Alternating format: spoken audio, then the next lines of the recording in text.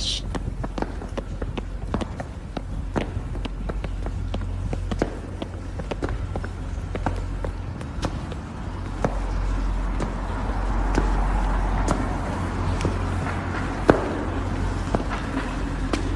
Hey, we love that umbrella guy.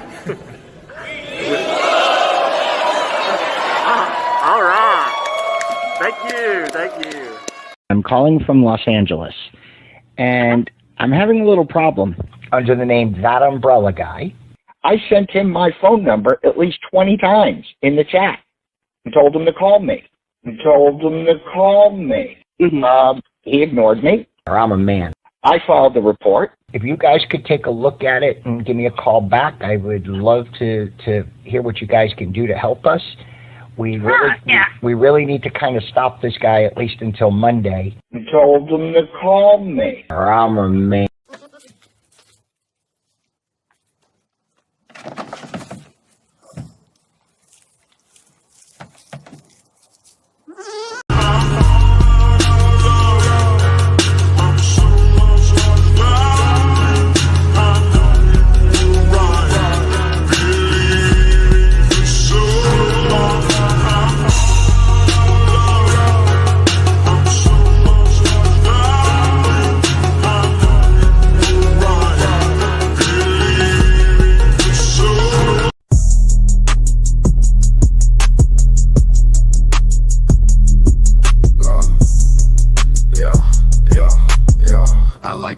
Like my coffee, extra mad and bitter. And then that lawyer all like you, so yeah, the man's a quitter. He's strapped face up behind the platinum grill.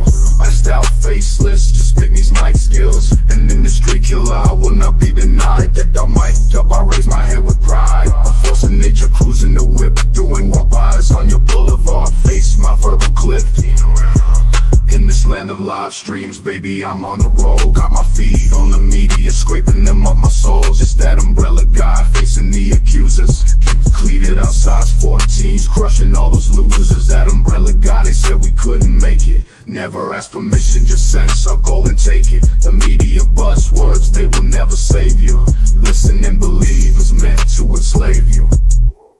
Challenging the hypocrites, and baby, I'm on fire. They flash titles like they're royalty, but it's true that I'm a journalist. Scribble nursey rhymes, one in this grill in the basket, with a tisket and a tasket, and their morals in a casket. No morals in a casket.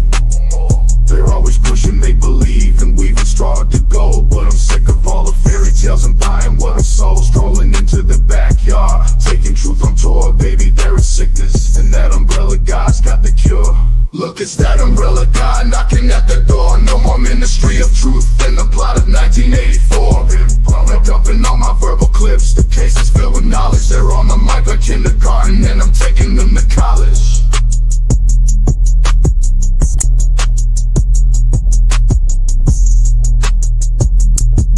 Why the mask, baby? Cause this has to be a crime. I'm taking the mic and boom, they're in the chalk outline. I used to throw elbows, but now I'm dropping nukes. You wrote another hit piece, isn't that cute? And the worst part, they'll never learn it before the state start channeling crash and burn. They pretend that we need to get their permission. That umbrella guy crushing their ambitions. You're not my competition. It's that umbrella. It's that umbrella guy steamrolling them out for fun. Mic check, mic wreck, paging this army of one. There's no hesitation, no doubt, not even a scintilla. The Tokyo baby and me, I'm Godzilla. Crushing them like Godzilla, like Godzilla.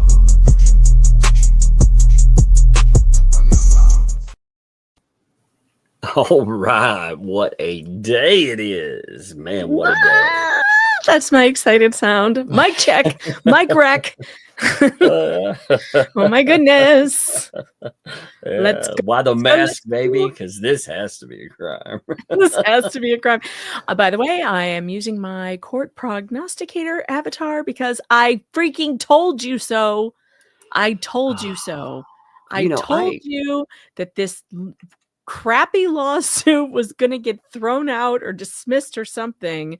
Yeah, I Sure. figured it would get knocked out in the way of the courtroom. I actually did not figure that Bubbles would lose. He's basically telling us, I can't go forward. I know it, therefore. And he thinks it's over. I bet you money. Oh, but Larry is like, baby, we're just getting started. It's gonna be so fun. Oh, We yeah. also today, by the way, we have a little Depo too. Oh my God, it's Christmas all over again. Christmas did not end this year. Yeah, it's funny. Last night I said the one Christmas present that I wanted was Shara's deposition. And guess what? Boom! Guess what? You've been a very good boy this year, I think, because Santa apparently. wants I to was like, give you holy your crap. Christmas wish. Oh man. Get your Today water is- wings on. Get your Yeah, water for real. wings on. I'm like, man, I didn't even have time to finish the last Depo yet. You know? We still haven't finished it. But this one, I mean, it's what I wanted, and man, it is good. But Stark dismissing. Oh my gosh, Larry talking smack. Everything is so good. And the day after holiday, this is our return day. It's like, oh my gosh, I know. I love it. It couldn't get much better. Somebody called me on the thumbnail, and they were like, "That's not a loss; it's a dismiss." What the fuck do you think that is? It's a loss. Why would you file a lawsuit that you planned on dismissing? And I'm hearing now some rumors about, well, it was dismissed. He dismissed it without prejudice, which means they're probably going to bring a giant lawsuit with more people in it. Like, oh, really? Really?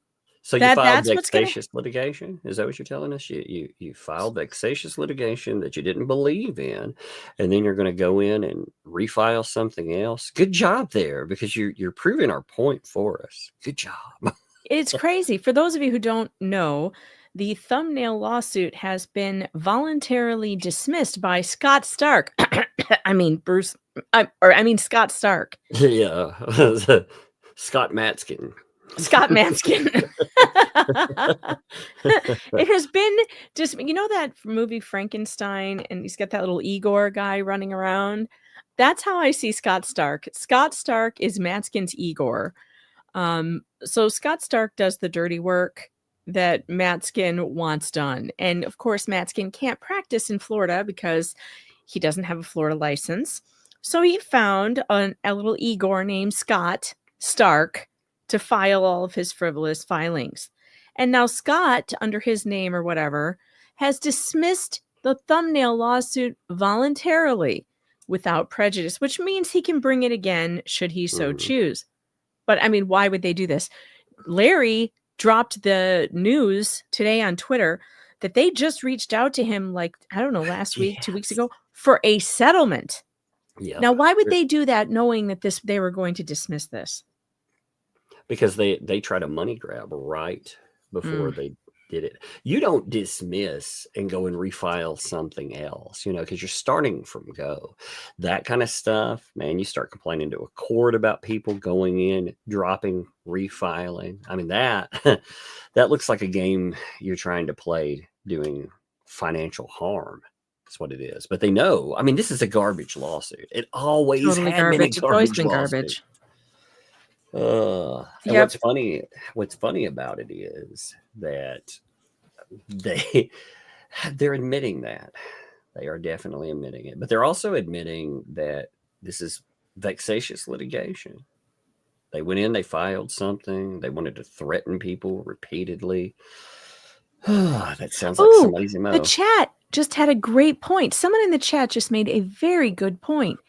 If they were going to add people, he would have just amended the lawsuit. Elfie said, no, you amend, not drop. Absolutely. Correct. Just like Randy Shockett did in the federal case when he wanted to add people, when Jeremy wanted to add people to the case, they filed an amended complaint, 2 amended complaints, actually. You don't drop the whole thing and then refile.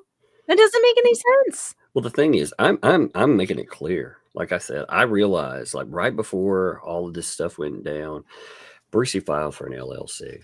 You know, he was trying to make sure that this stuff blows back, that you can't take us home and everything else. But the man has gone out and purposefully admitted behind the scenes that everything he said is a lie. He put together a what the hell's ecosystem. He's shilling for somebody that he said is famous, but they don't want to admit that. He himself, I mean, he has done more damage to this stuff than anyone else. I mean, really, well, maybe, I guess Preston is pretty bad at Cook is, but he has done more damage inside the courtroom than I think anybody else has. Mm-hmm. And he's going to have to be worrying about counter litigation because. Oh my God. I was reading a little bit of Shara's deposition. I couldn't help myself. I fed it into Speechify and I had Speechify reading it to me while I was doing my chores. And my jaw was on the floor. If I'm the judge in the case, after hearing that deposition, reading that deposition, there is no way I wouldn't pull him into it. No way. I wouldn't let them add him as a defendant. I looked at it a little bit myself too. And what I saw in there, I was like, holy crap. Yeah, it's bad for him. There's no way to spin this. It's worse than I imagine bad. I imagine really bad. And I was like, holy crap, this thing is really, really bad.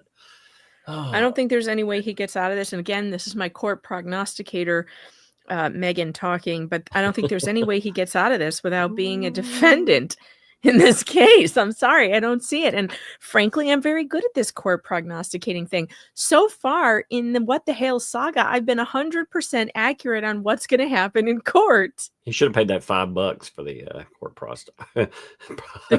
He should have paid me $5. Yeah, it would have been a lot cheaper than the potential boom. The you know what's funny too is in. I need one of those little stands that Lucy and Peanuts used to have for the doctor is in. That could be me. I could have the court prognosticator is in. Well, Bruce made a big mistake in the thumbnail case. He admitted openly that the reason they filed under Stark was because he thought it would look bad for him in the federal lawsuit. That means that he's out there pulling those strings. You know, he's put himself into the jackpot every single time. Yet he doesn't have any qualms about telling people that he's the one who wrote the litigation. That's what's so weird about it. It's like, oh, well, it would look bad for me if I filed the case, but I wrote it. And I'm helping. Like, what? How does that make a difference? Let's look at that Larry post. I'm going to pull that up. Oh, yeah. It's so epic. Oh, my gosh. Oh, this is going to get ugly, and I'm loving it. I'm loving it. Oh, man. I'm telling you, like I said, I had all the personal business going on. When I got that thumbnail demand, you know, I only had one thing up, and I was like, man, I'm already dealing with stuff. I don't want to deal with this right now. Otherwise, I've been game on. And I'm like, man, I wanted to be game on. I tell you, Bruce, I'm going to make this clear. You sue me, I'm going to fucking take everything you have. Well, Larry seems a little, he's a little heated. Well, I don't blame him because, you know, here's the thing. It's a waste of resources. It's a waste of time. And it's a bunch of bullshit. You know, the way that they did this was absolute garbage. It's the same thing that if they try to pull that RICO nonsense, it's the same thing. They have absolutely no proof of anything they've claimed. We have all kinds of proof, though, of their little RICO game. Yeah. Yeah. That's what's so weird. This thing that they've accused us of, I think they're actually doing. Well, I got really thinking about that the other day when you notice anytime a claim comes up, it's actually Jeremy did that. Remember we started talking about Shara and it highlighted the melatonin and the 2 dog posts, you know, often the 2 dogs. And then all of a sudden we start hearing about, well, I have this proof that Jeremy Hales 2 dogs. It's like, wait a minute. we were just talking about 2 dogs. Same thing. Every single time. Mm-hmm. Oh, yeah. Larry here. Or the signs. Man. Lynette wrote the signs. Oh, actually, Jeremy wrote the signs about himself. Like, what? It's insane. Lynette doesn't grift. It's actually Jeremy. Like, what the fuck are you talking about, man? Jeremy hasn't had like 300 million freaking posts about oh my god. It just kills me. This Larry post, though, is great. It is. It's so He's good. like, he did. And this is 100%. Like, I may go back and cover that again just because things are getting really funny about it. But he was like, I did warn him back in August that if you F around with the best, you'll F off like all that rest. I love it. I love it. You're going to F off like the rest, baby. You even had the audacity. This is a hell of a statement right here. He even had the audacity to try and settle with me last week after making me wait a full month to hear back from him after the initial settlement request. Wow. Yeah, so he tried to reach out a week before he was going to voluntarily dismiss this matter and try to quote unquote settle up. You know, There's people will something do really that. wrong with that. Well, what they do is they file frivolous litigation thinking that you won't take it all the way because it'll be cheaper to just to settle with them than to actually have litigation. People pull this bullshit all the time. The problem is frivolous litigation can have blowback. You know, Wait, especially don't we have a text from Lynette? Or I think it was even a voice thing. It was the voice message to Shara saying he's going to settle out of court. He has to settle. We have to get him to settle. Remember all that? Yep. Mm-hmm. Uh-huh. Yep. And this part gets really spicy. He's like, this whole case reeks, and it does, by the way.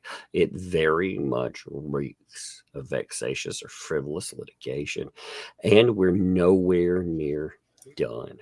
Nowhere, because when you file frivolous lawsuits, you better buckle up because the law is coming for you. Oh boy. He said he's going to sue you back. He was like, dude, I'm going to countersue you. I'm going to hit you hard. Why do they think that they can just do whatever they want and then just run away and nothing is going to happen? Do they not know about the consequences of filing? As far as I remember, from my time in the Clayton Echard, Laura Owens case, there's something called Rule 26. Hey, Rule 26 one more time, motherfucker. And Rule 26 is about sanctions. And I don't know, that's just my educated guess that could be coming. They're definitely going to go for it because, again, you know, they didn't just go for one lawsuit. They went after a group of people with another nonsensical lawsuit as well. The more nonsensical lawsuits they put out, the more ammunition you have to say, hey, number one, this is frivolous litigation. And number two, these people are doing this intentionally. They are trying to cause financial harm. They're trying to cause emotional damage. Yeah. Why don't you, you know what? They end up suing me. I'm gonna go have a talk with the shrink because I feel very upset. You know, and I'm gonna sue for emotional damages. I'll be like, you know, I'm gonna put it like it's gonna be $1,000 a teardrop. Litigation is very stressful, though. It's very distressing. You might seriously need some therapy. I mean, honestly, litigation is horrific. And if it's filed unnecessarily, it's meant to terrorize you. Yeah, and this kind of stuff too. You know it's garbage, but you have to sit there and you have to wait for everything to play out. And that's the stressor there. Because, you know, we saw what happened in Otter Creek. Yeah, they had to get over the hurdle of Judge Grudge. They actually had to get by that, first of all. And you knew they would, but still, you never know how that's going to play. You never know how much time that's going to go, how much argument that's going to happen with that, and more. I mean, it's absolutely ridiculous the way they played that. But yeah, if they want to file that RICO that thing they've been talking about, their action, that is so stupid. It's one of the dumbest ideas I've ever heard. Yeah, I'm not worried about it. I'm not worried about their machinations. I mean, it is so obvious now. This man has been on he's been on a quest ever since he got rejected by law tubers who didn't want his story, his mac and cheese corruption story. And this has all been one exercise in revenge for not being interested in his story. And I can prove that. He's said it. Yeah, that's the problem. He's been dumb enough in all of this frivolous litigation that he has said openly the reason that he's filing these lawsuits. You have to be an absolute moron to say some of the things that he said out there. Yes. And I don't mind calling him a moron. He is. He's an absolute moron. Yep. He's a dummy. And this is the thing, like when some people are like, oh, he scares me or whatever. I'm like, not me. No way. He did it first. Like with this, I don't like his behavior. I think his behavior is very threatening. And I think it's disturbing the way he stalks and harasses, especially women, myself in particular, and other women like Squid, etc. I don't like the way he behaves in that way. But after seeing him in action in court, nothing he could file against me would scare me. Now, his personal behavior definitely scares me a little. Like his personal behavior is very distressing. Yeah, the stuff with Shara, I mean, calling, screaming. I mean, right. That seems very unhinged. It seems unhinged. Yep.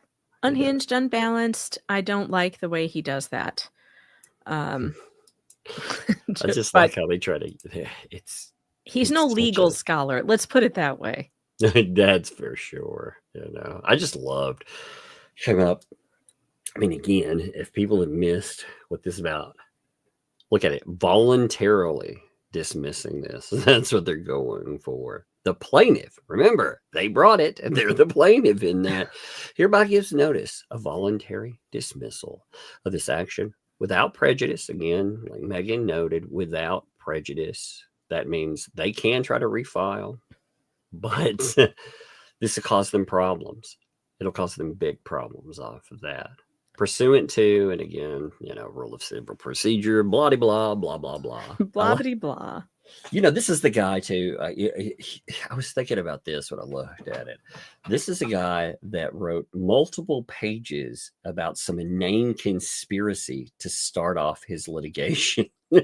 and yes, just rambles forever. You know, he's been beaten back like a whipped dog when you give one sentence for something. Yep. Oh my God, I love it. It's funny too. This lawsuit, though, it was absolute garbage. It really was. Anybody that looked at it, they told him.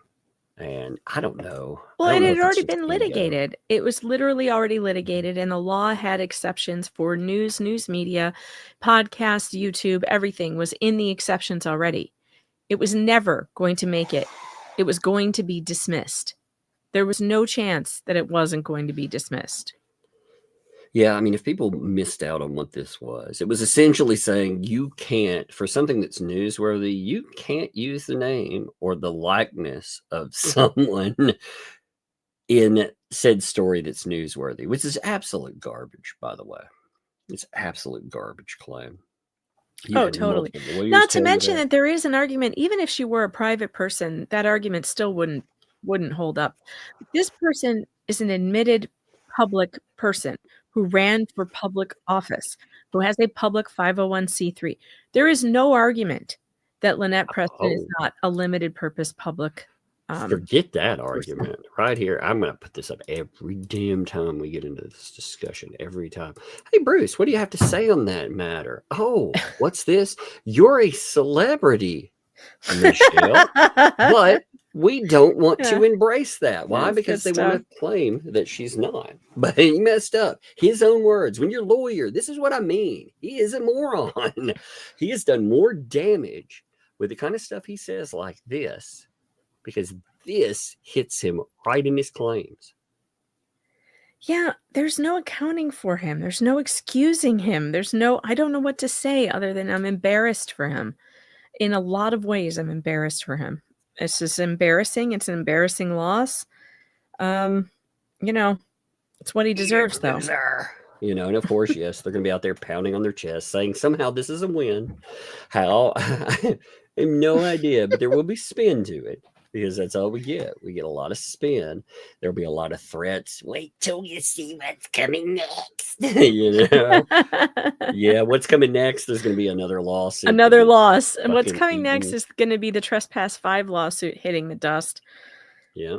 That's what's coming next. And that's 2. That'll be 2. And then what's coming after that is all of them getting added to the federal lawsuit. So I'm back to my prognosticating. I believe that at the very least, Matzkin and Lisa Weeks, and I think those 2 for sure will be added to the federal lawsuit. I don't know about the second amended complaint. I don't really have a feeling on that yet. But I think that Bruce and the Flea are definitely going to be added. I don't know the other players in this enough, or what's out there to prove or not prove. I don't know it. And I've said that live. I don't have an opinion on them because I just don't know all these people. And I don't know exactly what they have or haven't done. But as far as the PR, the voice of, oh man, that there are tons of statements out there. Oh, there's so much. Yeah, and Bruce has put his fucking foot in his mouth so many times. I swear, he's like a foot bath. He just keeps putting his foot in his own mouth. I think we do need to create some kind of ribbon for DJ Rattis for avoiding service all this time. Yeah. You avoided service long enough, DJ Rattis, for it to be dismissed. I really want to know, too, as far as DJ Rattis is concerned. He put up that post talking about how he had tried to contact them and he could not get a hold of Stark. So he actually tried to get a hold of them to situate and settle that. They wouldn't call him back. I didn't hear that story. Oh yeah, there's actually a post of it. I wonder if I've got that saved. Let me look real quick. I may still have that bookmarked. Let me just check. It might take me just a second, but it'll be worth it. Well, since there are 3,600 of you here right now, make sure you hit that like and subscribe. And if you already are subscribed, make sure you check that YouTube didn't unsubscribe you when you weren't looking, because they love to do that. Make sure you like and subscribe. And if you like this content, this spicy content that you get on the day of breaking news from both of us, if you like it, make sure you send breadstick money if you can. Of course, no one wants you to go bankrupt sending breadstick money. So a like and a subscribe is good enough. But if you have some extra Starbucks money you don't want to give to Starbucks, send it to Tug. He'll spend it on the girls. And that's indeed true. We've got tomorrow. Girls are expensive. Dang they it. Are. That's the one thing I'm like, man, we keep getting more and more expensive. Oh, wait till they become teenagers. Let me tell you. Oh, wait till they get into skincare and makeup, and they want to shop at Sephora. Oh, the oldest. God. She's already talking. I'm like, you don't need that yet. Just stay away. But you don't ever when you need do it, start, when she does start wearing it, make sure you buy the stuff that doesn't have all the poison in it. Go to the Sephora and ask them for where the clean makeup is. There's so much garbage and everything. Like, I don't want my kids putting that stuff on their face that's from China. Now, admittedly, it's so expensive when you have to buy the good stuff. But it lasts a long time. I've learned it lasts long. So for Christmas, I usually buy them like the good stuff from Sephora. And then it lasts till next Christmas, usually. So you didn't see this post here from no, I didn't. Let's read it. Excited. Yeah, so, okay, DJ Rattis, and again, it's smaller on the screen. This is a Facebook post, but I'll read it to people. So he notes outside of it. And the interesting part is the bottom here.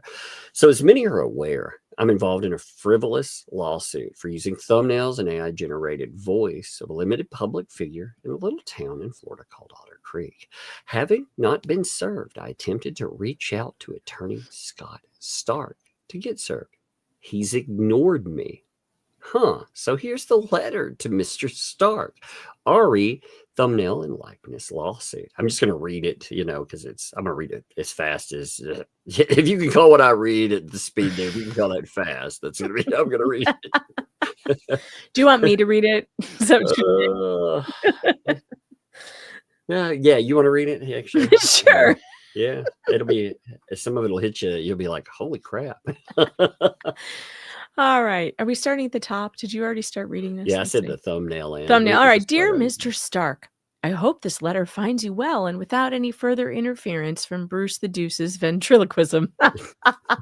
I'm writing to address the ongoing litigation that shall not be served. And to express my confusion, mild amusement, and unwavering belief in the First Amendment. Firstly, let's clarify a point of contention.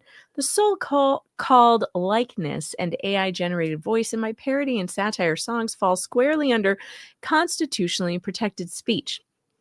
Satire and parody are time-honored forms of artistic and political expression.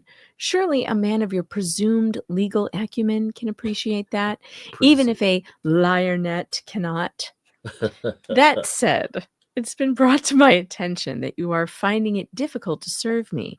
I admit my address has been a moving target since I relocated to Florida, but 2 phone calls on any part could have smoothed things over, yet both were ignored.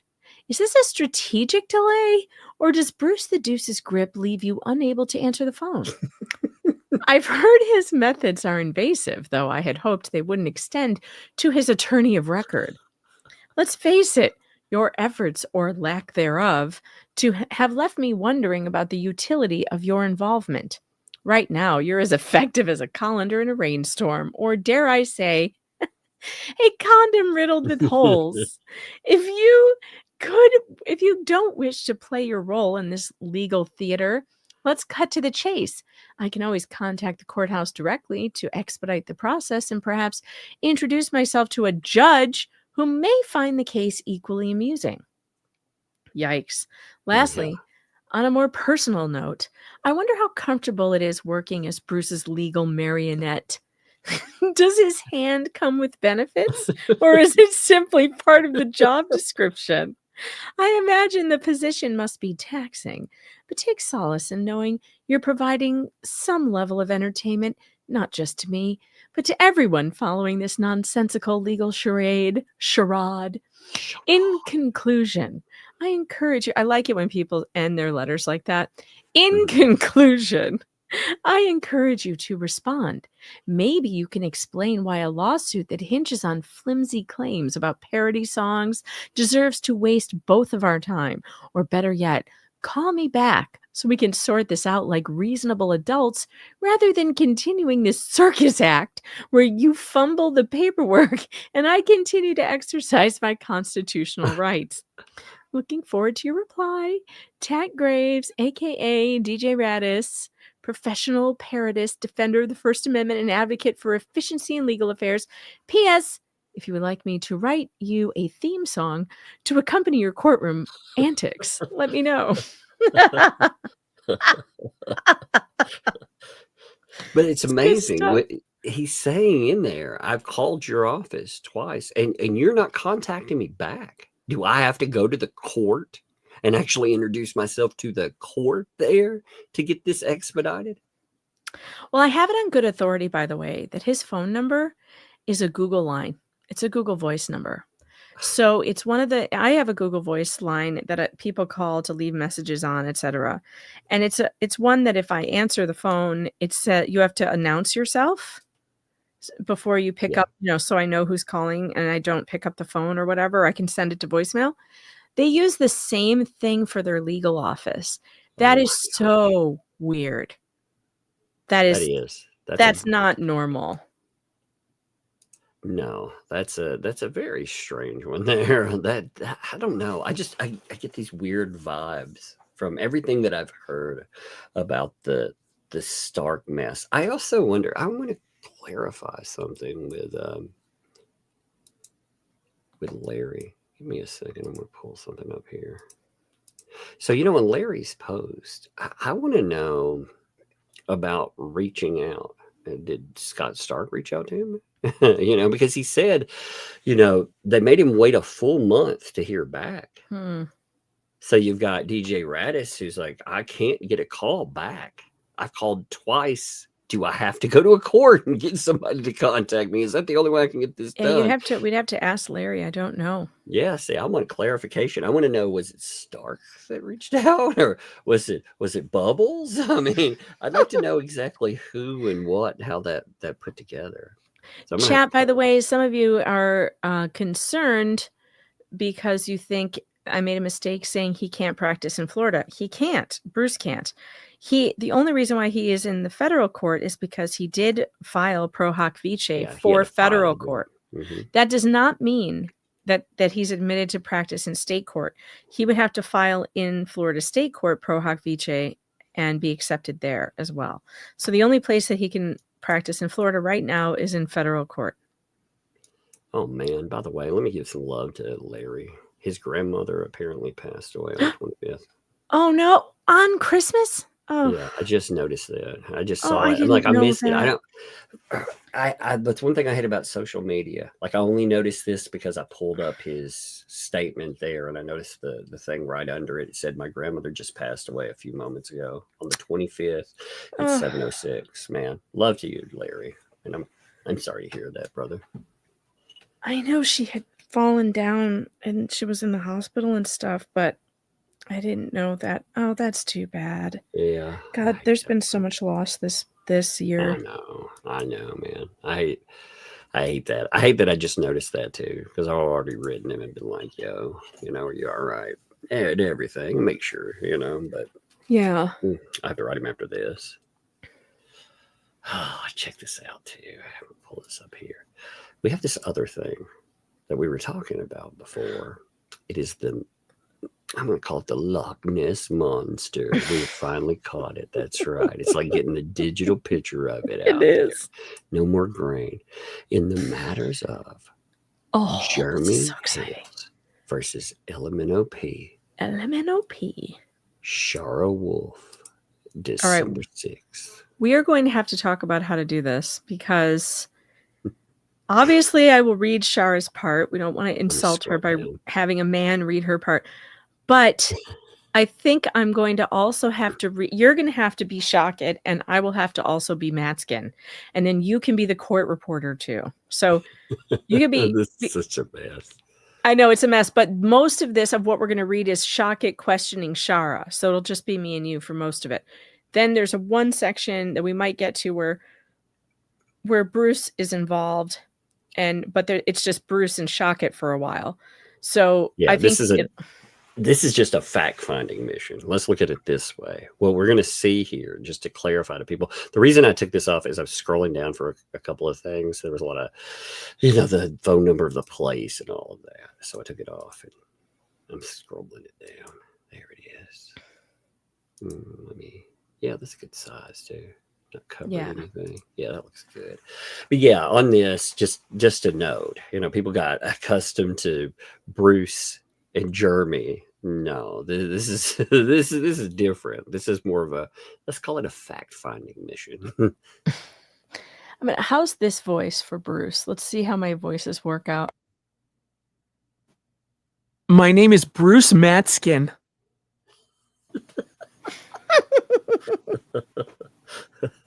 Let's see what the chat thought of it. Let's see. I'm going to get their view of it. It was almost like when he said it. It sounds like almost like Bruce Manskin or something. Wait, let me try again and be more whiny and constipated. Hold on. My name is Bruce Matzkin. How's that? Oh, that is sexy. I love it. Okay, I think it'll work. Bruce Manskin. Manskin. Why didn't we think about that? You guys are saying it's too manly. That's literally a female voice. Yeah, that's a woman's voice. That was my Sally Smith voice from the Maya Kowalski trial. That was my Sally Smith, the pediatrician, child abuse pediatrician that kidnapped Maya Kowalski. She was a manly woman. I like how even in the introductions, you have everybody laid out. And even the introductions don't go well for Matzkin. He's like, look at this. We're not going to read that one, but We don't have like to everybody. And then Bruce is like, Attorney Bruce Matzkin for, and then Shara's like, Shara, sorry. And then he's like, Attorney Bruce Matzkin for the defendants. Wait, but what's even funnier is that later on, she doesn't even know if he's there or not. She's like, is he here? Randy's like, well, yeah, he did introduce himself in the beginning, so she just didn't even hear him. I just think that's hilarious. I mean, this stuff. Ooh, you talk about revelations. Like, this is wild.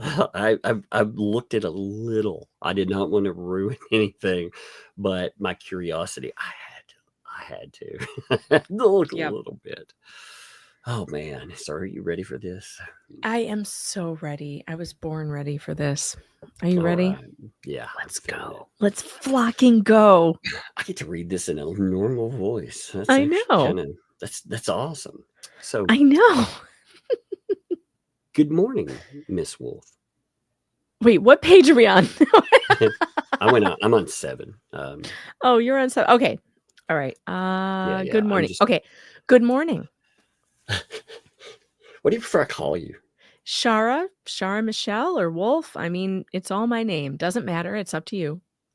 Now, for the purposes of the deposition, we're in federal court in case this has to be repeated. So I'm going to call you Miss Wolf, but I appreciate you. Sure. I can call you Shara. Sure. So, all right, Miss Wolf, can you tell us, you know the parties in this litigation. Do you know all parties? Can you name the parties that I should know? Because So do you know Jeremy Hales? I've never met Jeremy Hales, but I know of him. Okay. How about Miss Preston? I'm not going to mention all of her many names. Shit. I've had more interaction with Miss Preston. Of course, I haven't. I only had one interaction with Jeremy, so. I love that. I'm not going to mention all of her many names. Her many aliases. That's amazing. Okay. When did you first meet Miss Preston? I would say around, well, she knew somebody that I know named Jamie Starr, and that's her legal name. Starr is her legal name. Gotcha. Jamie Starr Johnson, and Jamie Starr Johnson. Wait, sorry. Jamie Starr Johnson is a witness in this case. Ooh, look at that. She's how I actually met this Michelle. I never met her in person. She came into my messenger when, I don't know how to explain this. Okay, I covered a story that Jamie was involved in, and Miss Preston saw Jamie's story and pursued Jamie as for a friend, and she started writing to me in between there about Jamie, asking me little questions about Jamie, and that was about it. Okay. When you say she, quote, pursued Jamie as a friend, you mean Michelle Preston or Miss Preston pursued Jamie as a friend? Yes, because Jamie had a moment of fame online, and that's how she knew about Jamie. When was this approximately? Oh boy. Well, it was a standoff that happened in 2018 that I covered. And it would have been 2018 or 2019. I'm not sure when Michelle came into the picture, Preston, but that's when the standoff happened. Jamie had her fame, and sometime after that, I got a couple of messages about she was worried about Jamie and things like that. By the way, do you know what Jamie Starr Johnson, how she got her fame? I don't know. I don't. It's a long story, and I don't really know it. I just know that there was a standoff, and it involved police, possibly a wrongful killing of someone. And then a standoff after that she was involved in. But she wasn't the target of the police investigation. Okay. She just happened to, I think she was advocating for the woman who was killed by police. Okay. Yeah, I see. I wasn't and sure. then she ended up on the wrong side of the law by doing that, I think, and things got bad. That's awful, man. That's all. Yeah. That's one of the things. That's the thing I worry about the most in some of these. Not getting on the wrong side of a lawyer, but actually having law enforcement or a government official. Law enforcement can do a lot worse to you. Oh yeah. So Miss Preston initiated the contact with you. I lost which line we were You're on. I on looked 17. away. You'll be on 17. Oh yeah. Yes, I never initiated contact with her. Okay. Yeah. And you think that was around 2019? Somewhere around there. I don't know the exact time on that. I just know the standoff was 2018 and Jamie's fame grew into 2019. And so somewhere around there, I can't give you a date exactly. If I could look back, I could probably figure it out, but it would take time. No, it's okay. I think I know. I think it's going to be you met. Of all the people in this case, you probably met Miss Preston first. I think. I will. I'll find out. You mean currently? Not Jamie, nothing to do with Jamie. You mean like currently? Yeah, the parties. Yes, yeah. Okay. When Miss Preston first contacted you, was she living in Northport, Florida, or Otter Creek, Florida? I never knew where she lived. I didn't have much of an interaction with her on a personal level. Did at that time, right? Oh, you mean in the beginning of this case? No. I'm a little confused. Okay. Do you know where Michelle Preston or Miss Preston lives right now? The defendants. Yes. What city does she live in? What Otter ci- no, yeah, Otter no, Creek. Otter Creek, Florida? No verbal response. Yes. She probably nodded her head. Yeah. Yes. Do you know when she moved to Otter Creek, Florida? I do now. At the time, I didn't. Okay. But 2021. All right. So obviously, if she contacted you in 2019, she had not yet moved to Otter Creek, Florida. Correct. Yes, correct. Okay. All right. And what about Mr. Cook, the defendant in this case? Do you know him? I know of him now because of this case.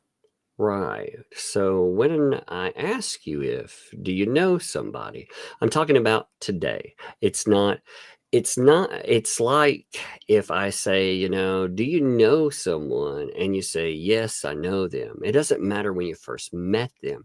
So you, as you sit here today, you had interaction with Mr. Cook, the defendant in this case. Yes. When was your first contact with Mr. Cook ever? It was, I guess, during conversations when she and I would talk on the phone. Wait, hold on. The chat, some of you are confused. This is Shara's deposition that's being done by Randy.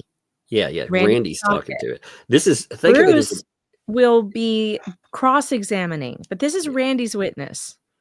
Yeah, Randy's going in and it's fact finding. That's essentially what he's doing. Shara, we're learning to find out about the connection here, what exactly has gone on behind the scenes. Bruce will pop up somewhat, but but right now this is Randy Shockett. So yes. so Tug is playing the role of Randy Shockett. I will be playing Bruce when we get to that.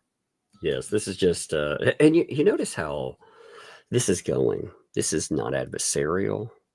This is just pretty matter of fact right now. And that matter of factness is going to bring up some dark shit. But yeah, it's not nasty, even if you didn't want to be there or anything else. This is really how Depo should go. You should be asking specific questions. You notice with Bruce, where we've compared that with Jeremy, I think the comparison, when compare and contrast, I think it really shows that, because you don't see a lot of compounding of questions. You may see clarification. If Shara's confused, she says that. He rephrases. But again, it's pretty matter of fact. Right. Okay. So when was your first contact with Mr. Cook ever? It was, I guess, during conversations when she and I would talk on the phone, and he kind of popped up in the background a bit. Now, when you say she and I talked on the phone, you mean Miss Preston and you talked? That's right. on the phone. It's confusing because I got to make sure. It could be Jamie. You're following me, so I got to make sure. Okay, you're nodding. That's a little rule. If you want to nod, I get it, but you need to say yes. Yes. All right. Okay. All right. So some of the other potential defendants, the co-conspirators, the joint tart facers, I cannot stop saying that after I said that one time. Whatever you want to call them, are would be this woman named Lisa Weeks. Do you know her? I have never had communication with her other than one time I did go on her video to correct her twice, actually, because she said two things that were not correct. And that was my only interaction I ever had with her. And Did you have an interaction? Did Miss Weeks respond back to you? she did, but she was extremely abrasive. And Extremely abrasive. I can't imagine that. Such a nice person. We'll get back. We'll get to that. We'll get to that. I just corrected her. The one thing I corrected her on, they claim that Diana West was open carrying on Preston's property, and that was not correct. She never did. I saw the video, so I had to jump in on that. It was incorrect. Okay, right. Oh, that's very good. So, by the way, tell us your background. Now we know one more. I want to ask you about one more person in this case, then get back to your background, education, things like that. You're a journalist, a photojournalist. Is that right? Independent, yes. Independent. So you do written journalism also. I do. Very rarely do I do written, but when it's necessary, I have. Okay. All right. Great. So, do you also know before when we signed on here today, you heard the name Bruce Matskin sign on, and he's counsel right now for the defendants. As we sit here today, he's still counsel. As we sit here today, he's still counsel. I like that. Yeah. So do you. Is he here? You know him. Is he actually here? Well, yeah, he actually, let me just tell you what's going to happen. I'm going to be asking you a series of questions under oath, and then Okay. when I'm done, Mr. Manskin has the right to ask questions as well. Sure. Okay.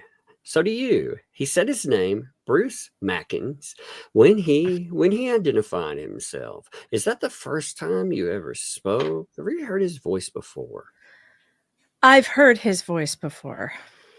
So when was the first time you met Mr. Manskin? He came into my messenger. I'm trying to remember if it was March or April of this year. Around April, he came into my messenger and started to pursue me. Okay. When you say he came into your messenger, he sent you a message? Yes, he contacted me first. And do you have all the messages he's written and sent to you? Yes. Okay, great. Now, you did produce some documents today, right? Yes. All right, we're going to go over them. Okay, so now that we know your relationship, so he when he first contacted you, Mr. Manskin, did he identify himself in any way? Yes, he identified himself as an attorney. Did he say that he represented anyone when he contacted you No. initially? No. So he wrote you in March or April 2024, Facebook Messenger, correct? Yes. And he did not identify himself as an attorney for Miss Preston at the time. No. When was the first time Mr. Mackins honestly opened up with you and said to you that, quote, I represent Michelle Preston or Michelle Preston in this case? It was quite a while. I don't remember him actually saying that exactly. When are you saying that you first learned this morning that he was an attorney in this lawsuit? Well, I found out at some point that he did file and he became an attorney on record. Yes, I found that out. I don't remember the exact date. Okay. I don't mean the attorney of record. Maybe that was a bad question. When Mr. Manskin reached out to you initially in March or April, I can't stop that. Manskin. I can't It's now. so good. It's so Yeah. good. Deuce Manskin. I like it better than foreskin. Oh, I can't wait for the accusations that they'll throw around. Oh, Lord. He did not identify himself as being an attorney in any case or for any purposes for Miss Preston, correct? Yes, correct. At what point, if you can remember, did you learn he was representing himself as Miss Preston's attorney? I don't recall the point of when. I'm sorry. Okay, let me ask you, Miss Wolf. So, were you surprised when he first told you that? When you first learned of it, were you surprised? You mean that he contacted me or that he said? No, we're going to get to that. We're going to get to that. When you first learned that, this man that's been contacting me is an attorney, I'm a journalist, did not identify himself that he was representing Miss Preston. I thought So when you first, it was odd. you thought it was odd. I understand that. We're going to get into all that. But I want to know your feeling when he first said, hey, we've been interacting. I should tell you that I'm Miss Preston's attorney. He didn't say that. He didn't say that. What did he say? Oh, are you hangry? What did he say? He was pursuing a YouTube adventure. YouTube adventure. I don't know how else to put it. Oh my God, I love this so much. Too. That's a hilarious. He was pursuing a YouTube adventure. Are you? He was trying to solicit me to do YouTube shows with him to bring his feeling on the Hales case.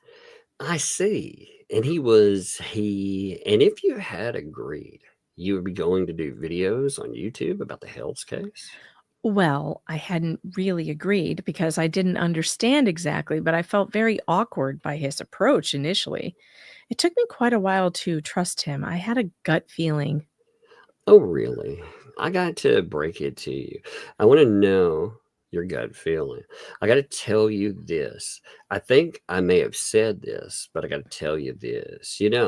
I'm from the same part of the country that you are. You sound just like my aunts and uncles and cousins, and it's a really home feeling for me the way you talk. So I get that accent. It's great. I've lost that part of it. But I can say, go ahead. Oh, I can do that stuff. But okay. So I want to know what you said. You said it put you off, right? Well, the approach and it was very animated, very aggressive approach. And I just felt I was cautious. By the way, this right here, like when you're looking at an attorney, like this disarming technique, you want to make sure that the witness is calm. Like, again, we haven't seen stuff like this. We actually, we saw him trying to be disarming and responsive and polite, but we saw it with people like LMNOP. And that didn't help. And that doesn't help with her. Yeah. Well, and the interesting thing, so Shara is from Jersey and she has a little bit of that Jersey accent, and a little bit, like not a lot, just a little bit at times with certain words. And yeah, Randy's from the same area. So, it's just funny. So, who does this really well, by the way, is Sean McMillan. If you've ever watched any of Sean McMillan's depositions, he deposes CPS workers because he sues the city for taking children without warrants, etc., unconstitutionally from their parents, etc. But I've seen him do this where it won't even be his witness. It'll be the state's witness, and he will put them at total ease by they'll talk about their degrees. This one woman got a degree she had like a master's degree in Chinese. And he was like, oh my gosh, really? I speak Chinese. I went and lived in China for a while. Oh, and they had this whole back and forth about China. And then suddenly her attitude towards him just changed immediately. That's what you And she, want. yeah, You want, yeah, you want that connection. You want there to be like this feeling, maybe not a friendship. If that develops, this kinship, that's great. And he's going for that. Hey, I'm from the same area. You remind me of family members. The way you talk. Yeah. That's awesome. I feel like I've lost that part of me. That's. Again, you have to shout those little things out, especially in this freaking case. We see so many bad lawyers. All right. Yeah, so, and I think everybody was aware, I'm sure, of how nervous she was too. And that's, of course, trying to help put her at ease, from what I read here, she did very well. Oh, yeah, I have no complaints. So you were cautious, okay? Very. In fact, I expressed that to Preston. We had a phone conversation about it, and I was very, very cautious of his approach. What do you remember about that conversation that makes you say that you were very, very cautious when you were speaking with Miss Preston about Mr. Manskin? The things that he was asking me to pursue his Connecticut case, and things that I just didn't feel I was comfortable with. He wanted me to send them emails that he wrote. I didn't feel comfortable with any of that. So I expressed that to her, and I said, why is he doing this? He wanted you to send emails that he wrote. Under your name? Yes. So he would try to ghostwrite emails under your name? Yes. And I refused. How did that make you feel? Awkward, uncomfortable. At the same time, I was torn because I knew that Miss Preston needed a lawyer. Everybody should have a lawyer in a courtroom, I believe. And I was, I guess, happy of his interest in the case and interested to want to help her. So I was torn between that and my uncomfortable feeling. It was not an easy ride for me. You were like on the fence. I was on the fence, and I didn't quite know how to handle it because I wanted the best, my best interest for her case, that she wasn't alone. But he made me feel uncomfortable. Okay. By the way, I agree with her. I think everybody should have a lawyer in court, including Lynette. And I think Josh Silverman was the lawyer for that job, and he did his job. And instead of listening to his good advice, which was drop this and go on with your life, she got hooked up with a bad guy. Mm-hmm. Yeah, and then they started trashing the lawyer that actually the best outcome for her with everything that we saw in that debacle of a freaking case in front of the grudge judge was, hey, let's get out of this. You have got to disconnect without having to pay fees. Yeah. That was the best thing that she could have done. 100%. And they went on to trash him and more. What that does is any lawyer that sees this coming up too, they'll be like, wait a minute, do I really want to be connected to this person? Forget all the insanity in the case. If they're going to go out and trash me, like any lawyer that I've dealt with good lawyers. Thank goodness. And anything I've been able to do, thank goodness I've had lawyers. But yeah, me too. I mean, this. Well, I always say this. Lawyers can be some of the best people you'll ever meet. When you need a lawyer and you get a good one, they're a lifesaver. But also the worst people on earth are also lawyers. Yes. It is absolutely the truth that there are two kinds of lawyers, the good kind and the kind you hope you never run into. Well, there's some that will absolutely train wreck your life when they get involved with you. And people have to be that's good advice for anybody out there. You ever get entangled in something, you want to do your research on the lawyer. One of the best things, like when I was looking for a lawyer, one of the things that I noticed when I was looking at reviews, anybody can have positive reviews, but I started reading negative reviews. And I noticed a lot of the negative reviews were coming from people that they had faced off against. They were like, this monster, they took everything from me. I was like, that's my lawyer. Yeah, if it's the opposing party hating your lawyer, that's the way it should be. Their hate but it's what's funny is that somebody that I respect who is a lawyer who saw this from the beginning called Bruce, called him out immediately to me and said the opinion was, this is a very dangerous person. right in the beginning, right off the bat, said this is a very dangerous man who has nothing to lose and a law license, and he's going to cause a whole lot of problems for a lot of people. That was said before any of this happened. So people can tell. People with a good radar can see. Okay. Yeah, people noted that Yamaha Biker was in the chat. This is pretty like a basic read through. That's the only thing here. So I mean, right now, if we had, if we secure his talents for something, I want it for like our dramatic reading when we continue Journey. If he is available for that, I would definitely think that would be fun. Yeah, that would be fun. Yeah, there's not a whole lot here. Yeah, this is informationally what we're going to find here is pretty amazing. But as far as dramatic, it's mostly reading, just two people. There's a little bit of back and forth with him and Matzkin that's going to come up. That's only about 2 pages long though, so it's not a long. Yeah. The poor guy would be sitting here bored with nothing to do. And Yamaha, props to you. I enjoy your channel, man. I've actually been checking out some of your stuff and your voice, which is amazing. Yeah. He has a great voice. He does. If people have not subbed him, they definitely should. And I think his YouTube channel is called I Have a Story. If I'm wrong, mods, please correct me. Yeah, if somebody would put a link to it, that would actually be great there.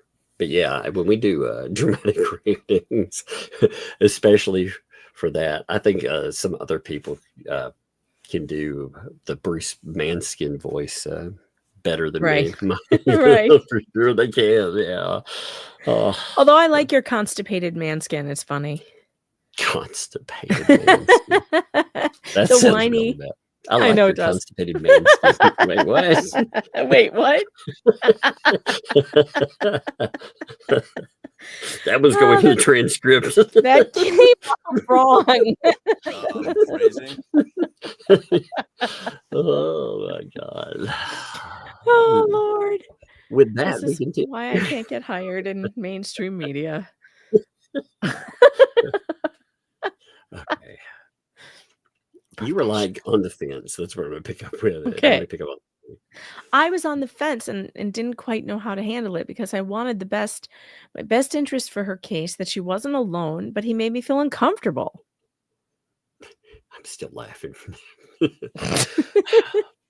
Okay, so let's get a little bit back to your background here. Now that we've identified some of your background with the individuals in this case. So tell us, do you hold any degrees? No, but I plan to, but not yet.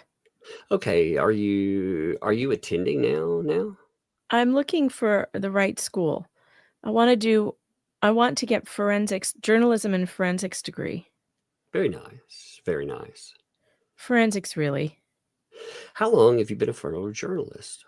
Oh, all my life. I actually started out in Pennsylvania many, many years ago when I was in my early 20s, I think. And I worked on getting inside a puppy mill, a big puppy mill, and took some interesting pictures in there and helped that case. So it started with that. And you have your own professional equipment? Oh, yeah. Gotcha. All right. So how did you meet Miss? Let's go to Jamie Johnson. Then we'll get to this case quickly. Oh, yeah. Wait. Sure. Sure. I went back. Good. I time it's about traveled the same. for a Yeah, minute. sure. How did you meet her? It seems like this. Had you not met Jamie Johnson? Yeah, you wouldn't be in this case at all. Correct. Yeah. Okay. And so how did you go ahead? I was invited to a standoff. That's an interesting invitation. Hey, would you like to come to a standoff? Would you like to join a standoff? We're gonna have a free meal. You're like, no. We have some bulletproof vests. Exactly. I was invited to a standoff by, I'm going to say, politicians. Wait. I had some good lines come up for that. I was like, you can raid the fridge. This isn't Ruby Ridge. But it's very real. Okay, I gotta stop. They won't shoot your kid in the back. No, Lord, man.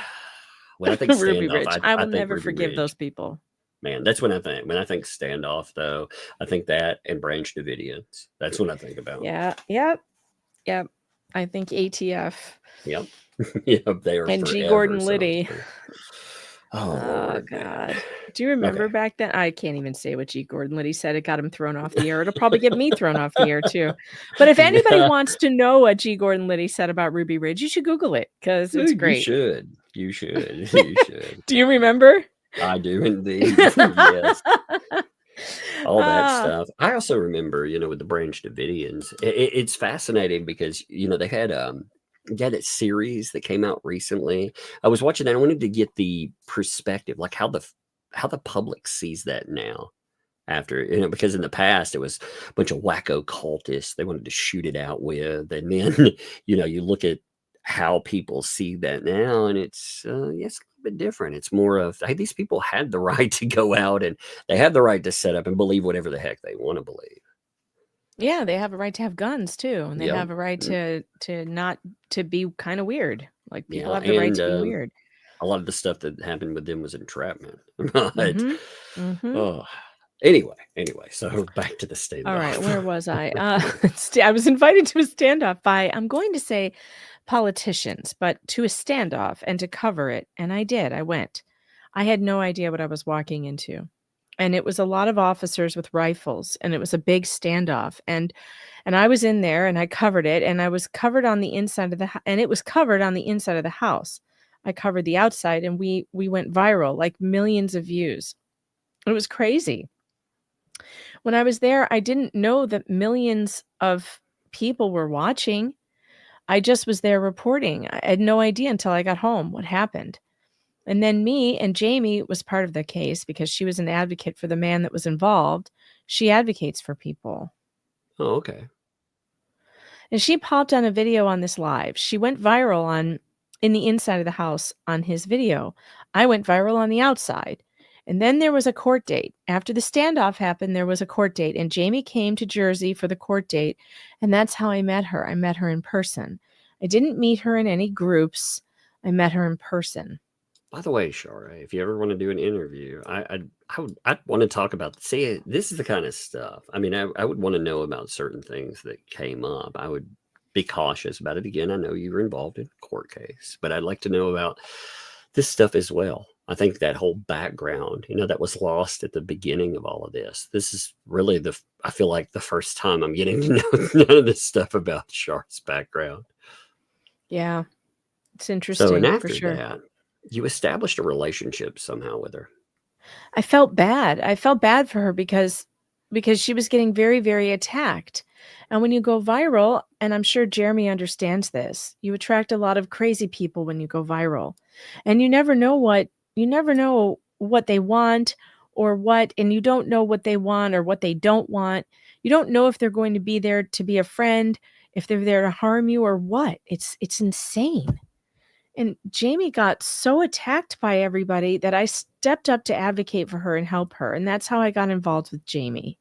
By the way, this is a very good way of describing when your name out there, it gets out there, you attract a lot of people.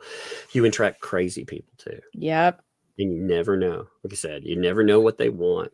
You never know. And it makes you paranoid because people will do horrible things. Mm-hmm. So I see. So people were attacking her work on the standoff case. They were attacking everything about her. They just ripped into her whole life and they were destroying her. They did SWAT calls to her house. When I stepped in to help her, they started swatting my home. It was insane. Swatting you? You mean a SWAT team outside your home? SWAT with cops and guns outside my home and her home. Fire engines. Wow. At her house. I mean, full on SWAT. I have videos of it. Where was the standoff? In New Jersey? What city? Oh boy, it was in, I can't even think of the town right now. It was, oh my gosh, around Whiting, New Jersey, somewhere in the area of Whiting. I'm from Philadelphia. I know a little bit. My uncle lives in Summers Point. Is that north or south? Kind of like central. Whiting? I would say like central south. Central. Kind of, yeah. Okay, gotcha. Wow. All right. So it was huge. Right. Do you remember when you said Miss Preston reached out to you? How did she do that? At that time or now? No, the first time, Messenger or how? She wrote on Messenger a couple of times inquiring about Jamie. Everything was about Jamie at that time. What was the name of if you remember, her Facebook account that she was using when she first contacted you, Miss Preston? I believe it was the same one she has now. What is it? I don't remember what the name of it was then. I don't know if it's changed, but I believe Okay. Preston Michelle Sr., I think. If that, yeah. Okay. We have some of that. Okay. Senior? Yeah. Okay. Yeah. I love how she records all of that too. That's good. Hey, that's a good court reporter when they even put in mumbling and crosstalk. Right. Mumbling, mumble. I like that. Yeah. Yeah. Okay. Yeah. Exactly. What? My God, we've already hit 25 pages. Man, we're moving. Well, actually, like I said, this is not adversarial or anything. There's been some funny stuff here and there. But now, if you can, tell us what you know about about what Miss Preston said to you in introducing herself to you. At that time or this time? The very first time. We're starting at the beginning of the egg, okay? She immediately contacted me about Jamie, saying that Jamie was so much like her and she felt so connected to her and things like that in the very beginning. Right. And you said that was around 2019. I can't give an exact. But did she ask you to do anything? Cover anything for her? Not at that time. She was. Well, things were happening to. The trolls that were going after Jamie were doing things that she was getting arrested and all kinds of stuff was going on. And if she would get arrested, Preston would sometimes write to me inquiring, where is she? I need to know where she is. And she would be in a panic trying to figure out where she was and things like that of that nature. Did you ever learn, or as you sit here today, do you know how the two of them specifically met? Miss Preston and Miss Johnson.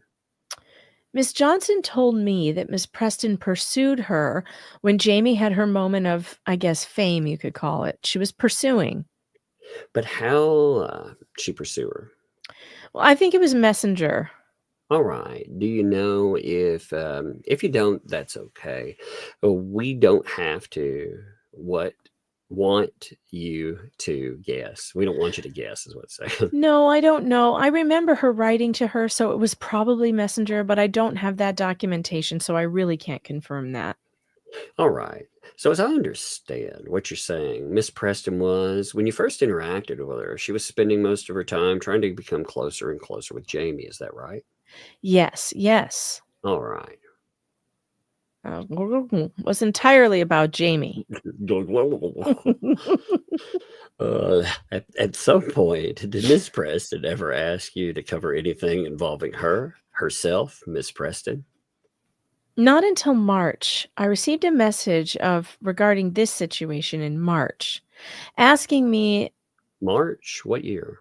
I'm sorry, 2023. 2023. 23, okay. I'm here from the very beginning, before all the court cases started.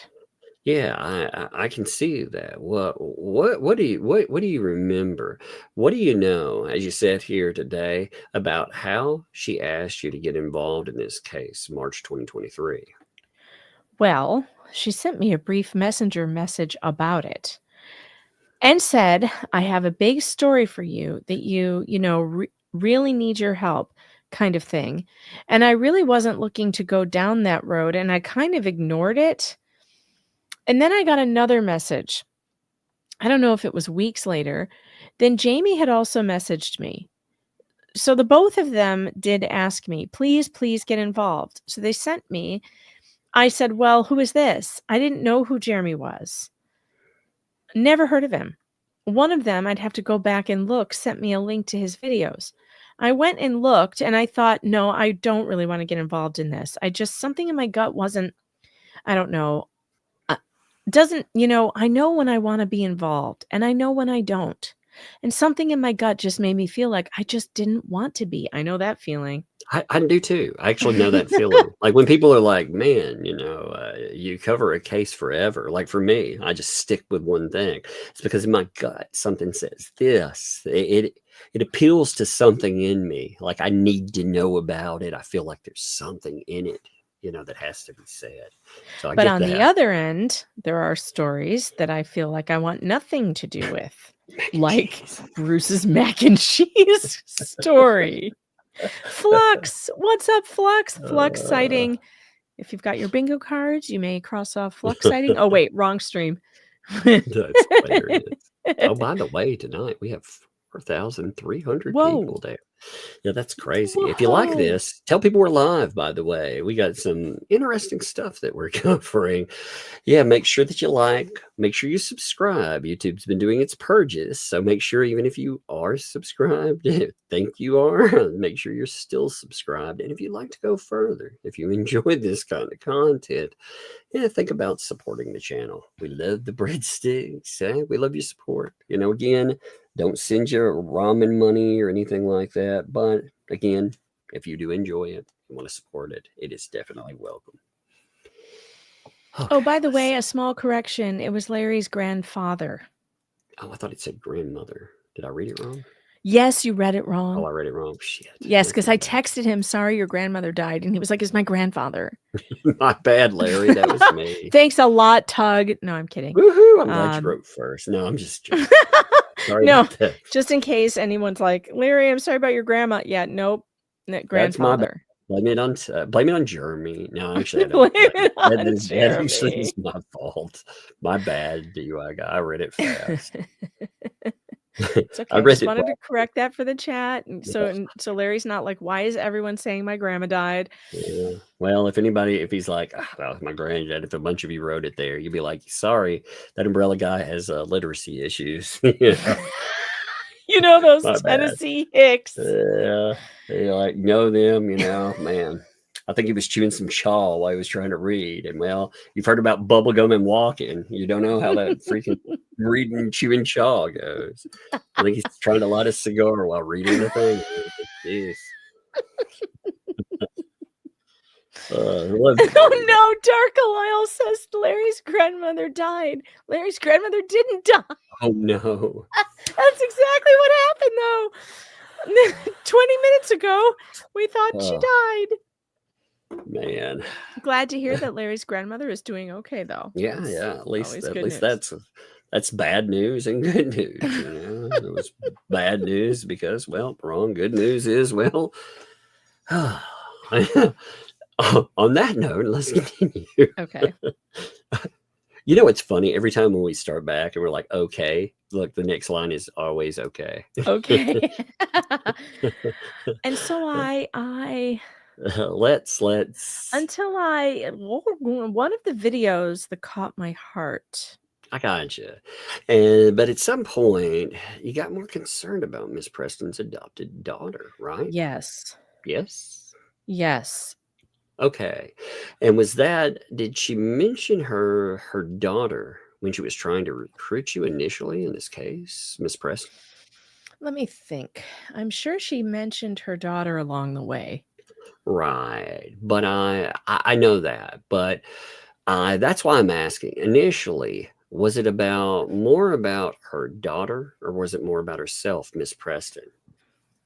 It was more about herself initially. And we have seen that text, by the way. Shara did add that initial text talking about this, and it reads just like she said. Mm-hmm. When I've got this big story, I need you to help. So she did include that in one of her videos. I just think that's interesting, to see confirmation of it too. Okay. In what way? She basically told me that Jeremy was destroying her whole life, and he was framing her. She said a lot, and she had me worried, that she was going to get killed and all. I mean, I felt alarmed by it. The whole situation alarmed me. Understood. And that was more than a year and a half ago, at least. Yeah. So, and I believed her. You believed that when she said that, Mm-hmm. Mr. Hales, we're trying to make a record. So one moment, you believed her when she told you that Mr. Hales is trying to kill her. Well, I wasn't sure what to believe of some of those statements because they were so profound. But I believed that something was going on and some kind of help was needed. But I still didn't take her case. It wasn't until I saw something else in a video that sparked my interest. I'm going to get to that. I promise. But I'm very interested, and we really appreciate you coming forward here. I'm very interested in this scenario. Because when she first contacted you in March... That's me. Oh, shoot. Yeah, we had crosstalk. Crosstalk. Yeah, that was confusing with the break there. It was confusing. Yeah, she's trying to answer. She's nervous. I mean, we've gotten that from all of her postings and stuff. And you get into the courtroom, and man, you can feel it. Even if you're totally calm, you can feel it in your heart. Maybe that doesn't happen to lawyers since they spend a lot of time there, but to the average person, I can say my experience there was it's nerve-wracking. It's very nerve-wracking. Yeah. Because when she first contacted you in March 2023, she feared for her life. She said a lot of things, including very serious accusations about, should I say? No, that's what it's for. Yeah, absolutely. Okay, well, she told me, and this is insane. I'm sorry, but because now that I'm... This whole case is insane. This whole case is insane. Yes. Did you? And when I look back, I realize what was happening and what it's so clear to see now that it makes me ill. It makes me ill. But she said that Jeremy and these group of people were plotting to kill the former mayor. Miss Granger or Mr. Meeks? Yeah. Which one? Meeks. Okay, that's crazy. And I found that to be alarming, of course, but I Did she tell you how she knew that Mr. Hales was arranging to have Mr. Meeks killed? Yeah, a whole group of them. They were all working together to take over the entire town and plotting to do this to him during a hunting trip is what she told me. What the fuck, man? This is nuts. This is so insane. I'm telling you. And did she say how she knew this? She said they told her, or Brett told her. Brett Granger? Brett is Granger? Yes. Okay, so Miss Preston said that Brett Granger said that Jeremy Hales and a group of people are going to kill Russell Meeks during a hunting trip. And it alarmed me. I've never had anybody say something like this to me in my life. It alarmed me. Did you believe her? I didn't know what to believe. You know what it was? I think the videos confused me, respectfully. But now I know, and I don't want to start crying. I'm trying not to. This is very much... Do you have... I know. I always tell people that you're probably going to need a tissue, too. Do you have tissues around? I know. I'm sorry. It's okay. Do you have a box of tissues? If you don't... I do. Okay. I do. I have them here. It was the presentation. I want to say two things on the presentation of the videos. To me, they were alarming at the time watching the videos. But as I collect information and go along in this case, I can see why he's alarmed, Jeremy Hales, and why he was so serious in his videos and fighting because he knew things that I didn't know at that time. When I saw his videos, he knew things that I didn't know yet. Now I know those things. Jeremy, I'm sorry.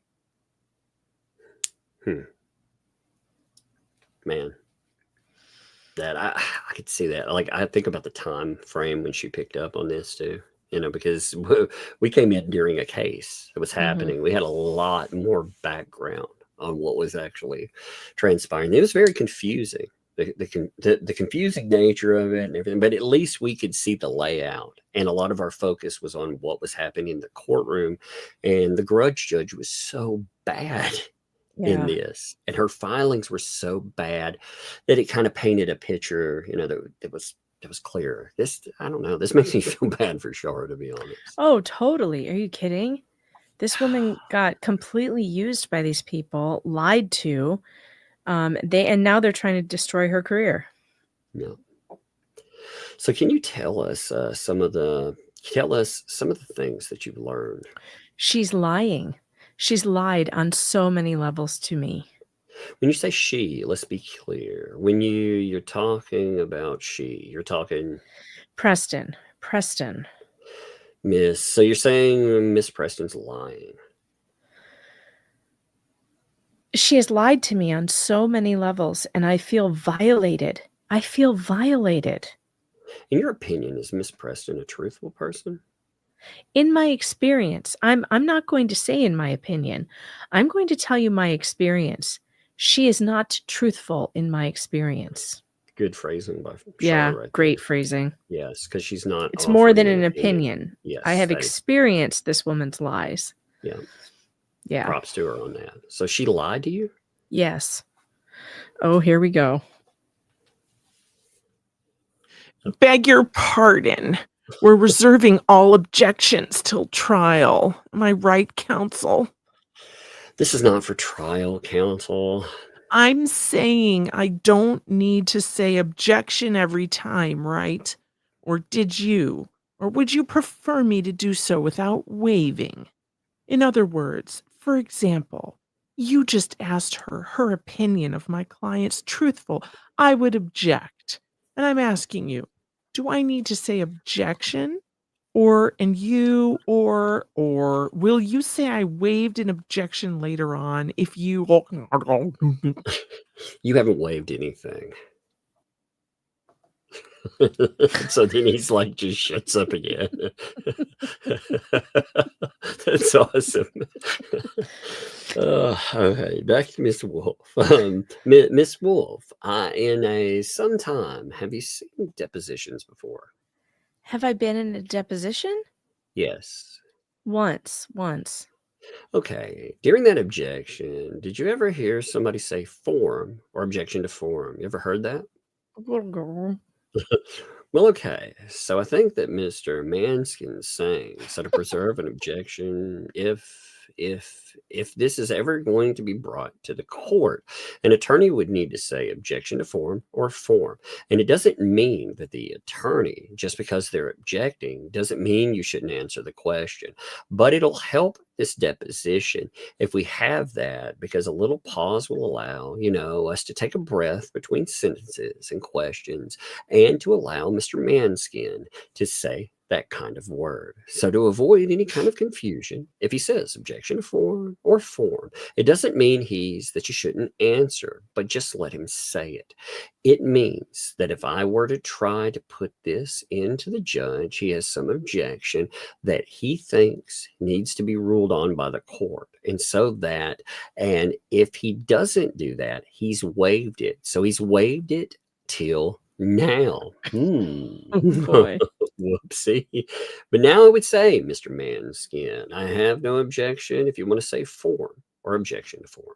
Okay, but let me be clear. I'm not talking about objections to form. I'm talking about other objections. So are you saying that I waived objections other than to form up until now? Or do you agree that I haven't waived any objections other than to form? Sir, I'm not doing this. The transcript is...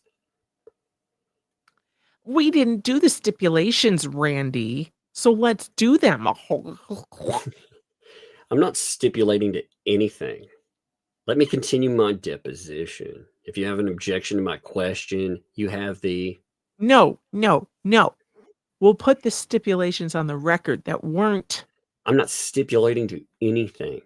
Put on at the beginning. I'm not. So the regular stipulations are that all the objections other than to form are preserved without having to articulate them. Do you agree with that or not? No, I don't. You don't need to articulate them. I just said you can say form or objection to form. My question is about other objections. My objection wouldn't have been to form. Like what? My objection, for example, would have been objection. You don't get to ask her opinion about my client's truthfulness. Now, I didn't. If I had said objection, would you claim I've waived that objection? It's not an objection Yes. to form. It's an objection to form because... So, you're not agreeing to the usual stipulation that all objections other than to form are reserved without having to say so. So, you're not agreeing to that normal deposition. I'm not agreeing to you. We're into this. This is improper on the record. I'm moving forward. If you want to raise... Well, no, we're not. I'd ask the court reporter to read the normal stipulations at this point. There's no such thing. The court reporter... Yes, there is. Crossed off. The normal stipulations are that an attorney, the other attorney, doesn't need to say objection hearsay, objection, irrelevance or anything like that, only to form. Now you're telling me, though, that you're not agreeing to that I have to preserve. No, I'm not. Objections. Well, what are you? I just... Telling me then. You can say objection or... But I don't need to. You're telling me I need to say it every time. Yes. Oh, okay, good. I'm going to say it every time. Every objectionable question, because you won't stipulate to what every other lawyer I've ever had a deposition... Fine. ...with stipulates to. Next question. Next question. Say objection every time. Okay, you do that at your own risk, okay? Well, I told you. That would be... You won't agree to the stipulation that avoids the necessity for me to do so. I don't get you.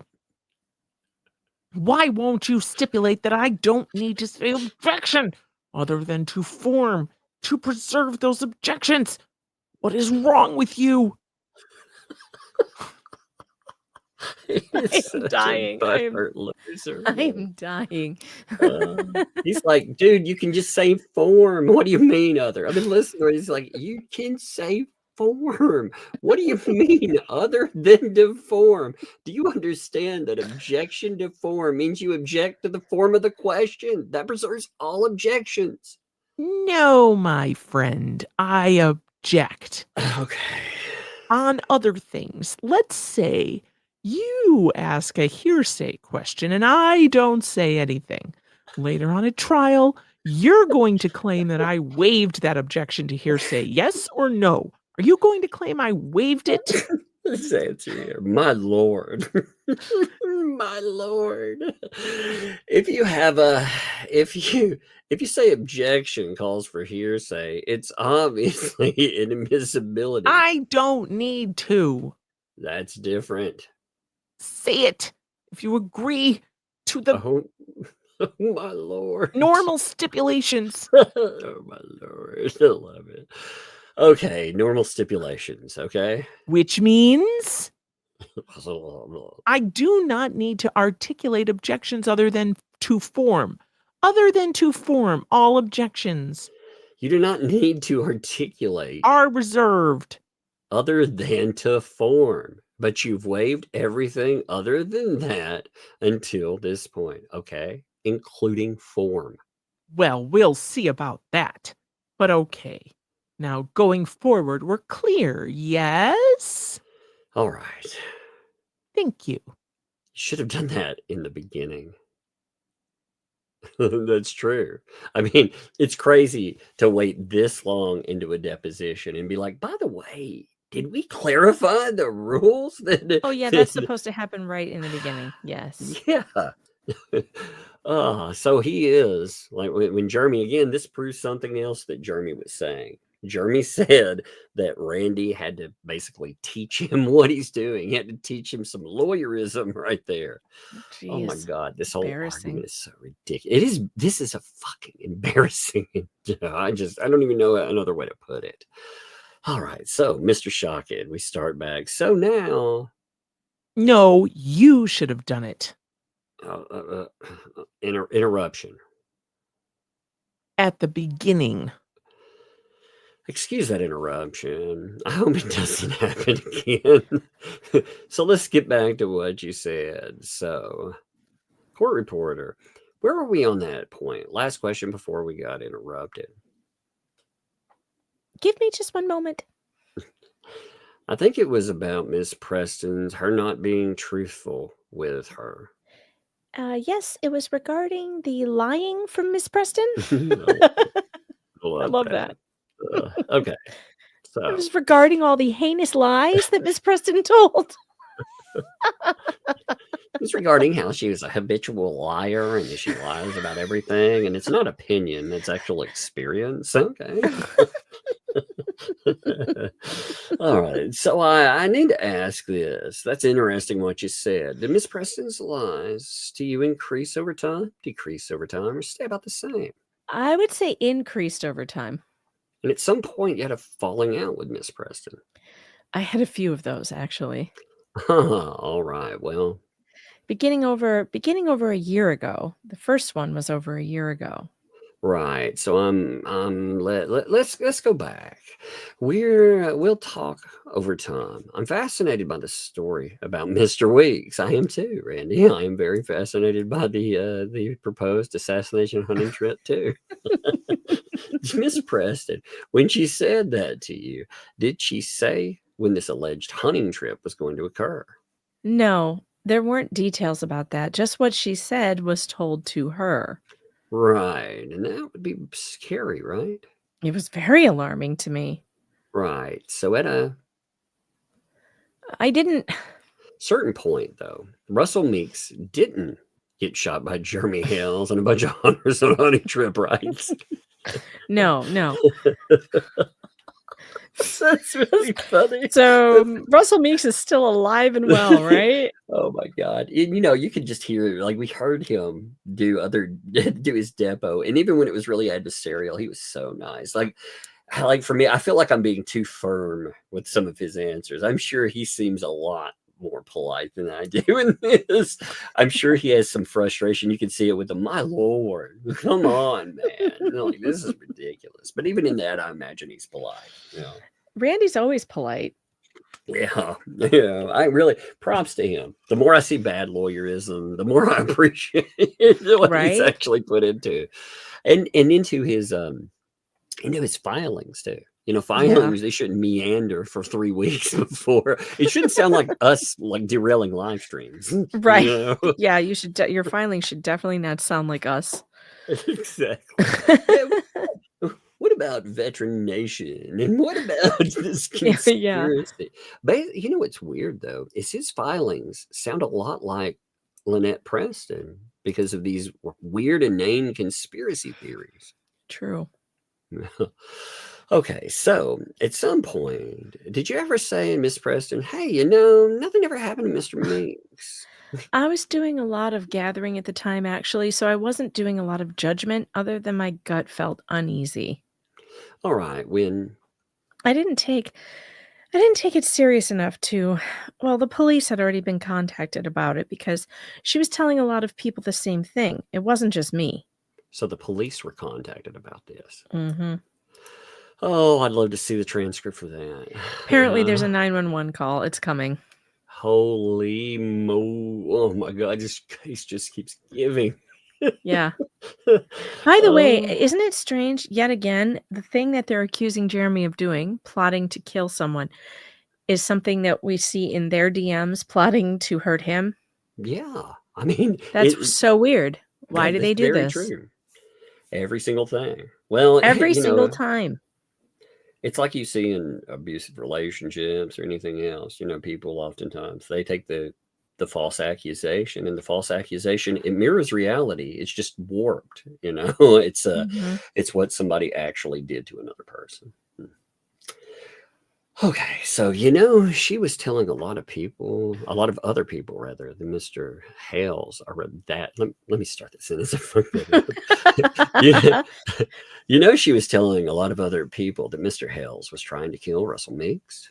I believe she told the two fleas in a pod show as well, because they had mentioned things about it on one of their shows, and they wanted an audio clip from me, and so did attorney Bruce Matzkin.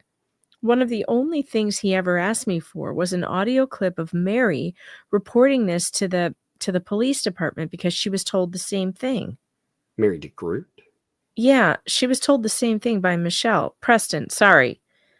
Yeah, let's just call her Miss Preston because there's so many names. I'm sorry. And aliases. Sorry. It's easier. All right. Have you any interactions with Mary DeGroot?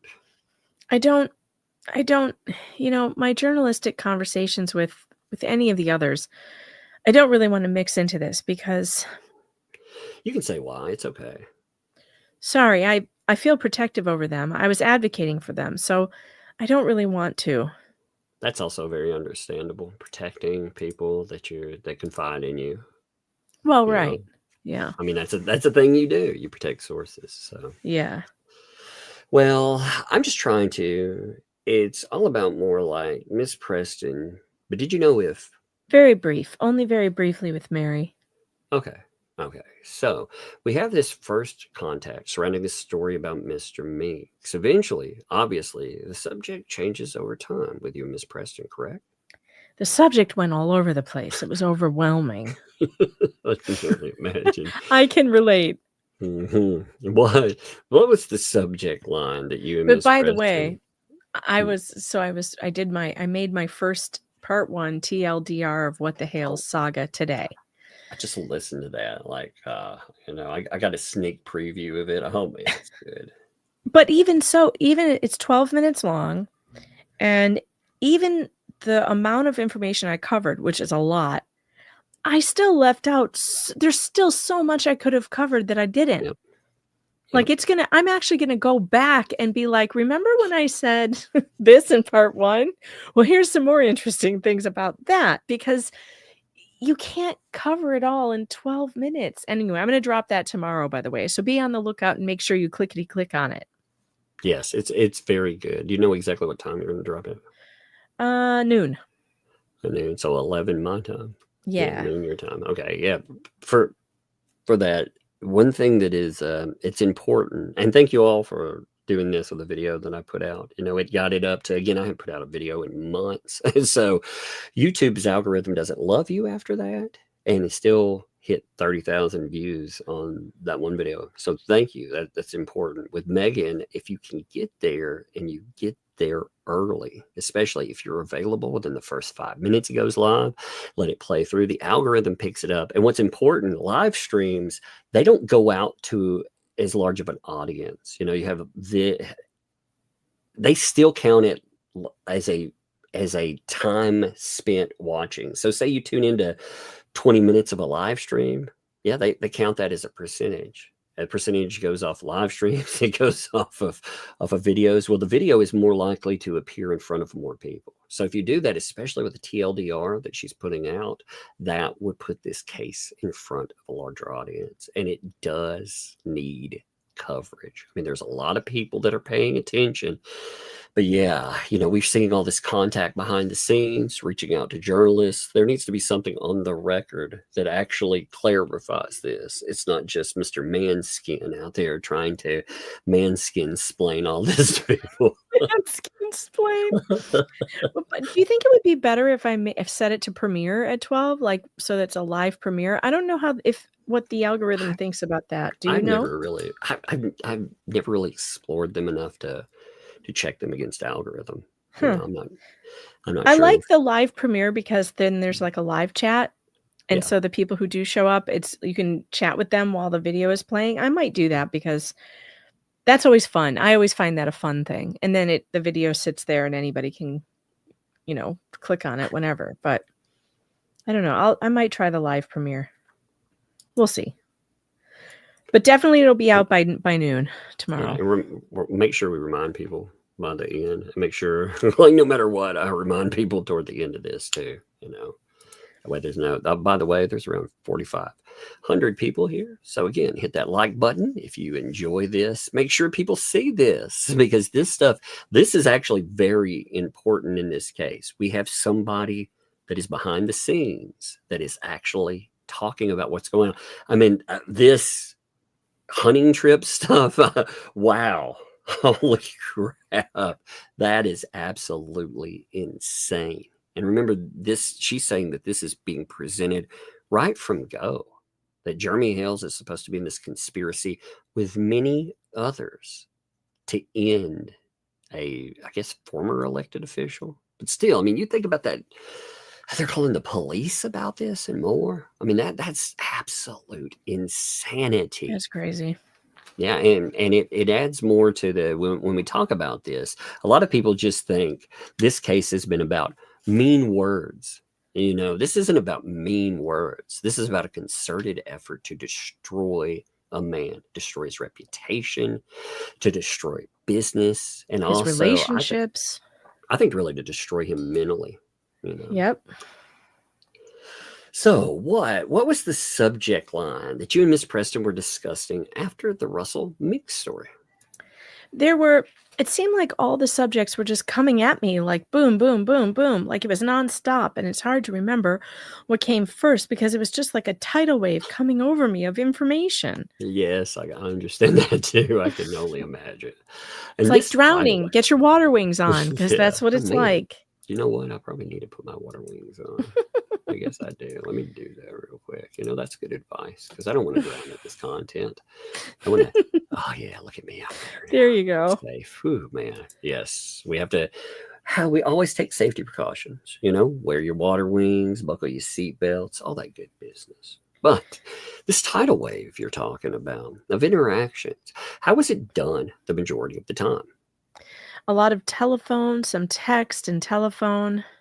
When Miss Preston would text you, did she ever do an audio file? Yes. Speaking. But she didn't. Wait. Let me finish. Make sure we understand. Hold on. Did Miss Preston, when she was communicating with you over this time, did she ever make an audio file and then send you that audio file so you could play it back? Yes. And you still have those audio files? Yes. And okay. And how did she send those audio files to you then? Messenger. Facebook Messenger? Yeah. Okay.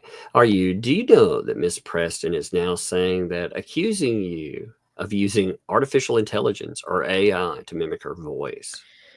She won't be able to prove that because I have concrete evidence. Yeah, this is another thing we were discussing too. Like there was the way that they tried to fight this was to say, "Oh, that's fake." You can tell that Shara is not messing around. You can tell when it's AI. First of all, like it's close, but it's not that good yet. You can tell. Also, Shara, like for that video where she shows the live stream discussion behind the scenes. If you go back and look at that video. I went back through that because when we did our reading, we were confused on certain things. Mm-hmm. It takes a couple of times. Shara's stuff is so layered. Well, I went back and I read it just straight all the way through, and you can follow the conversation. Plus, after she gets through the portions of the conversation, she plays the audio clips that are embedded in there. She'll point it out on the screen. Mm-hmm. And she'll click it and play it. So this idea that it's artificial intelligence is a bunch of garbage. And right here, if they try to claim that in court, they will absolutely get wrecked. Yeah, they'll have to prove that. Oh, man. And Shara will be able to authenticate what she has. It's very easy. You notice the claims they do, just like the signs and everything else. I don't think they're trying to make those claims for court. They're just making it into the court of social media. Yeah. Right. Oh, so you're aware. Or did I just wait, I heard it on that show that is slandering me up and down, defaming me and threatening me for even coming to this deposition. And we're going to get to all of that. Well, before we get on that, do you feel threatened by Mr. Manskin as well for appearing here today? Yeah, yes. You notice he's not saying anything about it either. He's objecting. Yeah, there's What nothing happened to him ever. saying he was going to object to everything? Yeah, I mean, he just disappears. He just disappeared. He's gone. He's weaving straw into gold again. I don't know. Rumpled foreskin. Rumpled manskin. Rumpled manskin. Well, that's a serious issue. I feel like I have legal consequences for telling the truth in this case. Yes. Tell us. That was going to be at the end, but now that you've raised it, we're going to bring it up. Tell us why you fear Mr. Manskin for your testimony today. Because he outlined for me what I can and can't do, which to me is a bit far-reaching. And anything else? Well, basically that I will be okay if I don't, I guess, give certain information that he's claiming to be privileged. Did he say to you what would happen if you still did this? Why would you not be okay? I don't remember the exact words. I have it somewhere. I don't remember the exact words of how he said it. Okay. It was in a text. All right. And he was trying to tell you what you can and cannot say in your deposition? What I cannot. Yes, according to him, it's privileged. All privileged information, all my contact with him. So he reached out to you as a lawyer, right? Yes. As a lawyer, right? Yes. So he's a lawyer, and he doesn't say he represents Miss Preston at the time, correct? No. But he did say he was already in contact with her. Right. But he didn't say he was representing her as a lawyer, correct? No? Yeah. He didn't say that. No, he withheld that, if that was true, right? Correct. Okay, so how would you describe your relationship with him then? In the beginning, I was happy that a lawyer was taking interest in her case, but at the same time, a lot of things that he was saying to me regarding the YouTube, he was pursuing the YouTube heavily in the very beginning, and I felt a bit pressured by that. And he was also wanting me to write things to the Connecticut court and just some other things with the Connecticut court that I didn't want to. I felt uncomfortable doing. I think the interactions with Shizzy prove how desperate he is to have people interact with the court as well. Because he writes, Shizzy says something about the mac and cheese stuff, and Bruce writes him, tags in everyone that is attached to that case, and asks him, hey, by the way, why don't you give them some opinions on me? It's so nuts. That's one of my favorite chapters of this mess. I'm telling you. That is. So did you ever send out any documents to anyone that Mr. Manskin sent to you that he wanted you to send out in your name? I don't think I did, but I did contact the Connecticut court to get a record for him. I'd have to go back and look at what my contact said, but he did send me emails, with the body of emails to write to them, and I felt uncomfortable with that. Remember, too, that letter that we saw, the one that was shopped around to recruit people? Yeah, we didn't see that because of Shara. We saw that because PR and all of these channels, the ecosystem, they suddenly had it. And of course, we know where that came from. So, yeah, did you ever ask him, Mr. Manskin, why don't you do that? Why don't you ask for it yourself? Finally. I think he was looking for a journalist or an independent journalist to look into his story at that time. Okay. And I was overwhelmed with this case and didn't have the time to really. Are you familiar with ethics of journalism? Ethics of journalism. Right. So is it fair to say that Mr. Manskin was asking you to do something that would be unethical as a journalist? Yeah. And I wrote to him and I said, I can't do that. Did you ever respond to that?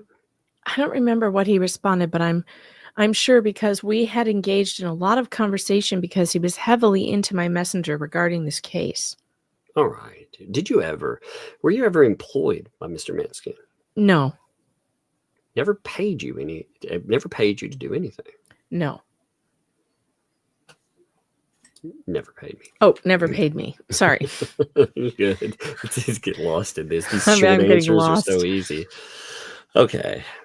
Didn't offer any payment. Right. And of course, he when you found out he was an attorney for Miss Preston, did he ever say, "I'm your attorney also"? No. He's not your attorney, correct, Mr. Matzkin? No.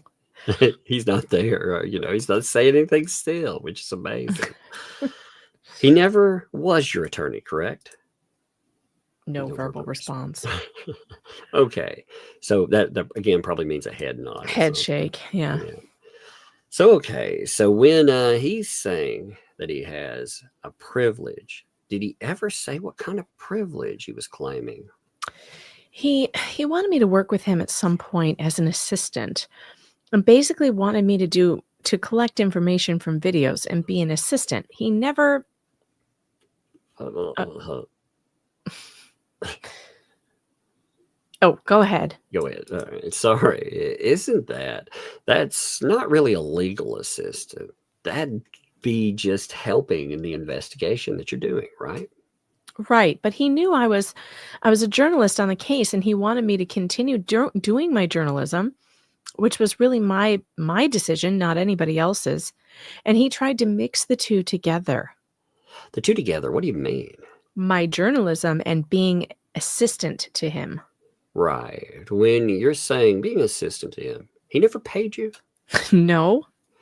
Did you ever identify yourself as an assistant of his law office? Of his law office? No. Just assisting him in collecting information. And he wanted me to assist with him on YouTube videos. Right. So you never assisted him in practice of law, correct? No, I don't have an education in law whatsoever. I'm not. Right. So did he ever say to you, "Hey, everything that we've talked about is privileged because you're my legal assistant"? He did say that. I believe it was somewhere. I can't remember I don't remember the exact time. It could have been in June. In June of 2024? Mm-hmm. Because he had already. Yes. Yes. So, all right, because you know why. If someone reads a transcript, they say, could that be, so yes. Yes. Okay, all right, interesting. So your relationship with him is it fair to say it was just collaboration between an attorney and a journalist? For me, it was, yes. I will say yes. And in your experience and knowledge, and as an experienced journalist, have you ever heard of an attorney-journalist privilege? No. How can that? It contradicts each other. How can you have a journalist collecting information for a story and working? It doesn't make sense to me. Yeah. It didn't feel right to me. But again, I was overtaken by her need for an attorney, and I didn't understand exactly everything that privilege meant in this kind of scene. How he presented himself in my messenger, it didn't make sense to me. All right, that's fine.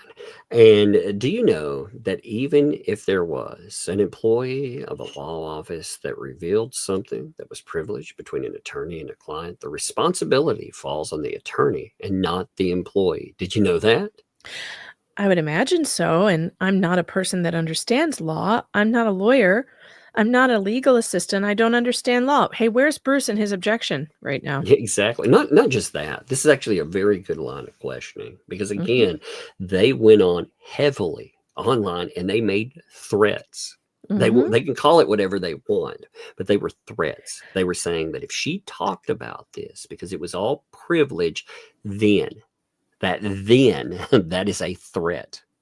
Mm-hmm. Oh, man.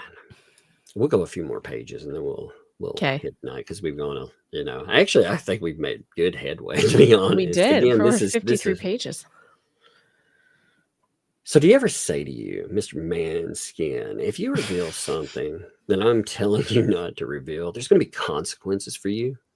Yes. I don't remember the exact words, but in text, he defined what I can and can't do. Right. Did he ever say that what the consequences were if you didn't do what he's told you to do or not to do? I don't remember the exact words, but it's in Messenger. No, I know you don't remember the words, but what did you, as you sat here today, what were you thinking might happen to you? Basically, I was thinking, it was, I don't remember the exact words, but it's something in the effect that I will be okay as long as I don't do this or that. So I felt very, very constrained. I felt the sense of being violated because I was a journalist on the case, collecting the case. And I felt like he came into my Messenger and kind of locked me down into this.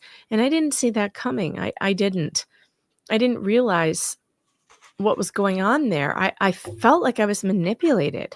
That is manipulation, by the way. Mhm. You know, and pull you in here. But if you ever say a word about what I'm doing behind the scenes, then, and you can understand why he doesn't want that coming out. I mean, you've seen you've seen what's been stated behind there. You know, the admissions, the building of the ecosystem. Of course, he doesn't want this stuff coming out.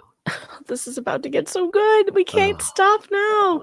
We'll go for I like this. I mean, this whole thing is so good, period. Okay. Do you feel like Mr. Manskin strong-armed you or bullied you into doing? Yeah, I feel manipulated. He yelled at me a lot. He demeaned me after I did the second video that I didn't want to do with Super Dave. He screamed at me because I didn't perform properly. He screamed at me, like demeaned me to the point of tears. I was crying. That's insane. You know, that is absolutely. Have you ever? I've had live streams where I thought, yeah, the guest wasn't very good at all. You know, ones that, you know, it happens. People aren't on the mic. They're uncomfortable. Whatever. It happens. Have you ever sat behind the scenes and yelled at somebody? Oh, Jesus, no. Crying? No, I wouldn't have them. I just don't invite them back. Yeah. You know, but no. or I tell them, you know, if a YouTuber's starting out, I'll be like, hey, you know, maybe I can help you a little bit. Do you mind some, you know, just some points here? And you throw in a few things that are helpful because we've already crossed those hurdles. You know, you learn this stuff over time. Yeah. Okay. Yeah. So I see. So did your opinion of Mr. Manskin as a professional attorney increase or decrease after he started yelling at you? Well, I felt intimidated, honestly, and I wanted the best for everybody in this case. I don't like to see anybody getting harmed. It's not my nature, and I felt that she was helpless without an attorney. So I was kind of caught up in that aspect, and on the other hand, I felt a sense of I felt like I was being manipulated. It got to a point where I was being screamed at by all of them. They were all screaming at me. It was just I was being screamed at by all of them. That's nuts. It's wild. It is. It is. You can understand why she just wanted to disconnect and why she wanted to go silent. She didn't want to say anything. The intimidation factor there. So, wow. That's interesting. So Miss Preston also yelled at you? Oh my God, so many times, yeah. And so did others in that group. So Lisa Weeks of the 2 L's, she yelled at you also? I've never had any interaction with her. I chose to have nothing to do with her. When I saw what they were doing on the internet, I was appalled. Appalled. Has Mr. Cook ever yelled at you? Yeah. All right. We're going to get into all of that. So I feel like I'm getting a good understanding here. When did you first start to do anything related to Mr. Hales and Miss Preston? When you say doing anything, can you be more? Well, I mean, the first one was about Mr. Meeks, you know. So I mean about the problem, about the interactions between the two of them, not Meeks, between Miss Preston, Mr. Hales. When did you first start covering that aspect? Okay, well, in the beginning, I was more interested in what was going on at town hall. I had more of an interest in political types of stories. Okay. And there was something in town hall that did capture my heart. I'm just got to say that part. But then along the way, I kept getting pretty much talked into Preston's case. And I didn't do a whole lot on her case. I did start to advocate for her online a bit, speaking my opinion on what I saw in the videos, not in what I understood in the videos, because I didn't understand where Mr. Hales was coming from yet. Now I do. Then I didn't. So when you say you were talked into, who would that be talking you into it? Wait, let me finish. Preston, Cook, Matzkin, or all three of them? In the very beginning, it was just Preston and Jamie who were talking me into taking the case. Jamie didn't understand things at that point. When you said to cover the case, Jeremy Hales and Preston. Yes. Beginning of, you said you felt pressured, you said. So, right. So when you said you felt pressured or talked into doing something, who would that be to cover the... What? Let me finish. Wait, let me finish. He's actually polite in this too. So let me finish the question here. To cover the actual interactions between Miss Preston and Mr. Hales, not mix, not third parties. You felt pressured to dive into that specific detail or talked into that. Is that what you said? Not in the very beginning, but... Not at the very beginning, I know. That was about mix. I'm talking about, okay, let's make it easier. I don't understand. I'm sorry. I know. I can see it. So when was the first time Miss Preston told you about any problem she personally was having with Mr. Hales, allegedly? So when she told... No, you're right here. Oh, from the very beginning? Yeah, I'm trying to, by the way, does that help? Can you see the blue line when I put it up there? Yeah, I'm following along on my own copy because I'm a dummy. Okay. Yeah, but I probably should just be looking at what you're doing. That would probably be more helpful. Yeah, if it helps, I'll blue line from the very beginning. So when she told... When she told you about Mr. Meek, she also told you that she herself personally was having problems with Mr. Hales. Yes, he was destroying... Tell us. Her whole life. Tell you why she was saying that.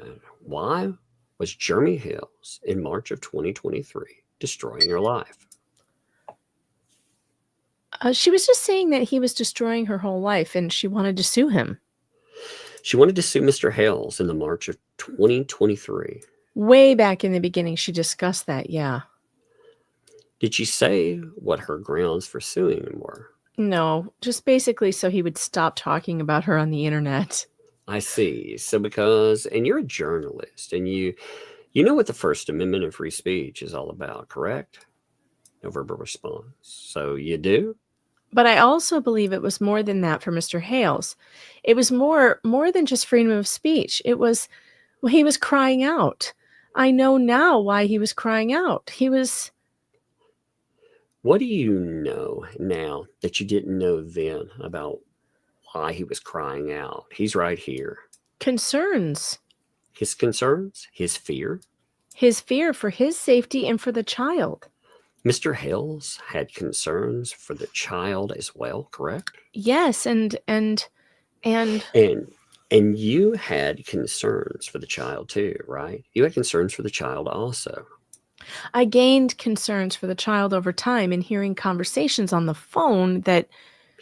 And when we've been referring to the child, we mean the adopted daughter of Miss Preston, correct? Yes, sir. And her initials are HG, is that right? Yes, sir. So when we were talking about, you said now you understand what Mr. Hales was going through back then. You have a different perspective now than you had back then, correct? I do. Okay. I'm sorry. I feel ashamed for thinking the way I thought because I didn't know. Man, Shara, I mean, that happens. You learn over time. That's the... I know. That's the cautionary tale, though. Well, when we talk about, again, listen and believe, that's why I rail about that idea so much, because we are presented oftentimes, we see it magnified with Hollywood perspective. It's easier to promote it there. There's a lot of discussion right now. You know, there's a major thing going on and they're talking about PR. You have a lot of spin with PR. We actually see PR that's attached itself, their words, by the way, to this case. It's spin. And if you have people spinning and they know how to push your buttons, I mean, They do. But Mhm. Shara should be looking at where she is now, and she's rectifying this. So, yeah. Well, how could you have known? I mean, you didn't know Miss Preston. You trusted her, right? And the videos were confusing me. Can you remember, as you said here today, any videos that confused you? And no one's blaming you here. Well, the videos that Mr. Hales did were very, very strong, and it concerned me because I didn't understand what was behind them at the time. I was only getting one part of the story, obviously, one half of it, and all I could get from the other side was the videos, and it just appeared alarming to me. But I understand what he's fighting for. I do want to say something, too, about this. Shara's a very gentle kind of person. Like, I would imagine that she would not enjoy Jeremy Hales very much because he's so gregarious. And she's the opposite of that. She's not gregarious at all. She's very soft-spoken and very gentle. And I could see that would scare her. His, boisterousness. He's very boisterous, and she's the opposite of that. So I could see how she would someone with her disposition would take a look at that and hear Lynette's story, right? And she sees this just aggressive guy, right? And that would give her the creeps. It would freak her out. But, now she gets it. But I can totally see that. Shara's, her disposition is very gentle, which makes me really mad, to tell you the truth, about how she's been treated in this, because you just don't do that to gentle people. You just don't. Like, it's awful. She is not like Lynette. Lynette is not gentle at all. We know Lynette is every bit as aggressive as Jeremy is, except worse. She may be even more aggressive. I think the aggressiveness too, and what you see, I think a lot of that is Jeremy does well in biting back the emotion, the frustration, the concern with people. As a man, I can say, instead of being able to sit around and to get lost in my own feelings, my reaction if somebody points at people that I care about more than just me, but the people around me, is that I react with anger. I get very angry about that, come out. And I think a lot of the way he's responded, snarkiness and everything else, I think that's just a response because, again, he's fighting, and he's fighting for his business. He's fighting for his reputation. But more than that, he's fighting for people that he's concerned for. Yeah, and somebody in the chat said he's theatrical. He's and that's true. That's true. Like Larry called it flashy. Yeah, energetic behavior. That kind of thing comes off as aggressiveness to someone who's the opposite of that, right? It doesn't necessarily even have to be aggression. It's just that's how it's perceived. That's how she perceived it.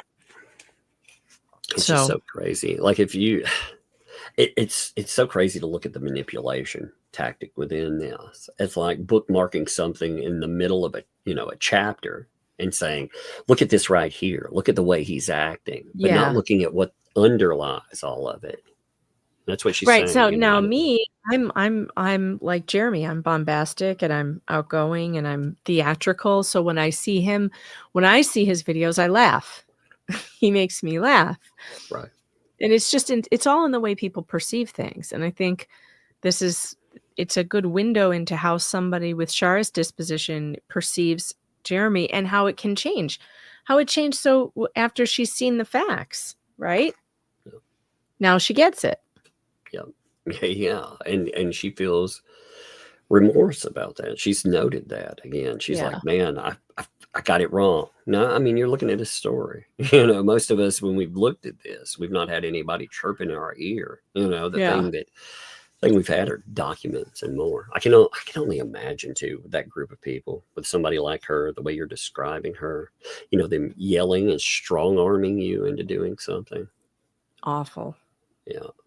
So okay, what's fascinating as I'm taking your deposition here is that they're really, as far as when you watch the videos, the friction between the two of them didn't really seem to exist in the March of 2023 between Mr. Hales and Miss Preston. Not in March, no. The videos, I think, were after she was in the town hall, like after she ran for town hall. Oh, boy. I see. That So do makes you a know what difference, doesn't it? it does indeed. So you know what month that was? April? I believe it was April or May because he didn't do any videos about her until later. Yeah, and this is like you said, that makes a difference. Why does that make a difference, Megan? Because if he didn't start making videos of her until she ran for something at town hall, then for sure this was always about exposing the behavior of a public person. Yes, public figure and a story public interest. Mhm. Right there, you have Yep. her saying that. So I believe it was April or May because he. Wait, I'm reading. Oh wait, that was me. Yeah, He didn't. my bad. Yeah, we already did that. You're at the Yeah. line 5. Yeah, I've got me there. Yeah, I see that. See, even I got lost in my own thing, and then I marked where I was supposed to be too. See, so do you know what month that was? No, we April? read that already. You're at line 5 on this page. Okay, Yeah. right. So, and I want to make sure and if you need to change the time frame a little bit, please do. We all are here seeking the truth, okay? Mr. Manskin, myself, Mr. Hales, we're all seeking the truth. And a lot of courtrooms in this country, when you walk in, there's big signs that say this quote, "We who labor here are just seeking the truth, whatever it is." I like that quote, by the way. You know, since they put that in there. So that's why I'm asking this question. March 2023, there not being any known friction between Mr. Hales and Miss Preston, yet she's calling you up initially saying, "I want to sue Mr. Hales because he's threatening me." That didn't come until probably May, but in March, she first contacted me on Messenger saying she had a big story for me. And then there was nothing for a little while because I listened, but I didn't get involved. And the big story for you turned out to be a big lie about Mr. Hales and Mr. Meeks, right? I feel very misled. But it was a lie. I mean, Miss Preston lied to you, didn't she? Well, I don't know what was said to her regarding Mr. Meeks. I just know that she lied to me on many other levels, and I got to the point where there was, what could I believe anymore? When somebody lies to you about big things, and you catch those lies on records, and you begin to put the pieces together. Yeah, it's like, man, giant lie you start out with, you start noticing problems. So I'm going to show you the first exhibit here. And by the way, if you ever need to take a break, just let us know. We're going to be here for a while. And so I only ask you that if there's not a question pending, we just answer a question that's pending. We could take a break, okay? So I'm going to see what I'm going to show you what is proposed amended complaint in this case. I'm going to see what, if anything, you know about anything in there, okay? This will be Exhibit 1. And Exhibit 1 gets marked for identification. Can you see this? Yes, sir. Right at the first sentence here, it says, "This is a case about the use of threats or extortion to compel Mr. Hales to behave in a certain manner and or persuade Mr. Hales to provide Ms. Preston and Ms. Cook with benefits." Do you know anything about that? I'm not sure if I know anything about that particular sentence. All right. Do you know? So much information. Sorry. Go ahead. What? You have to be more specific because there is this. All right. It's a summary. It's a summary of the case. We'll go down. It's a summary of the case. It's fine. Okay. Do you know that Miss Preston, prior to moving to Otter Creek, Florida in 2020, was a viewer of What the Hales? I was told she was by her in Messenger that she saw one of his videos on Otter Creek beforehand. What did she tell you? What did she tell you about the video she saw Otter Creek and Mr. Hales? Looking at property there. Okay. Did she tell you that she just happened to watch Mr. Hales? That was the first video she ever watched of him, or? She didn't go into more detail about that. She did not? Didn't go into more detail, but I know she was watching him before moving to Otter Creek. Oh, you know that she was watching him, Mr. Hales? Wait. You got to let me finish. It's not going to look good on the transcript. Miss Preston told you that before she moved to Otter Creek, Florida, she was watching What the Hales. Yes. Okay. Do you know that in the May of 2020, Miss Preston started her own YouTube channel? I know of the YouTube channel. I have seen it, but I didn't have conversations about that at that time. Okay. Did she direct you to her own YouTube channel? No, she had never shown me that channel. It was only discovered later. And you discovered it doing your research? Yes. What did you discover about that channel? Just that it existed, and there was like family video, and she had a nickname for her child, Pickles. Oh my pickled God. Not Pickle. Don't ruin Pickle too. No, that's what I'm saying, man. Pickle you is not impressed. Okay, good. All right. And I think paragraph 11 is what you said. She learned in December of 2020 through watching What the Hales that Mr. Hales purchased land for part-time operations of his social media platforms in Otter Creek, Florida, right? Yes. Yeah, okay. Did she tell you that she was viewed that Mr. Hales was moved to Otter Creek, Florida was an opportunity for her? She felt there were benefits. What were the benefits? Did she tell you? She mentioned she was going to create some alligator, he was going to create some kind of, I'm going to say a Walt Disney World, but like some kind of, something fantastic that could draw a lot of attention there, basically. Yeah, the whole alligator thing is so strange. When I read that, I was like, what? Whoa, what now? That would benefit Mr. Hales. How would that benefit her? Well, she had a rescue, and I'm not sure how it would benefit her, but she felt that there would be, increasing her property value was one of the things. I see. Okay. But did you know that in December 2020, when she learned that Mr. Hales is moving to Otter Creek, Florida, that Miss Preston did not own any property in Otter Creek, Florida at that time? Can you say that again? Sorry. So this is December 2020, when she learned that Mr. Hales is purchasing property in Otter Creek, Florida. At that point, she did not own property in Otter Creek, Florida. Did you know that? She did not own property there. Okay. All right. Did you ever discuss, strike that. Let's just move on to the next one. Actually, do you want to, we've hit let's see, we've done this for 2.5 hours. We can, we should probably wrap it up.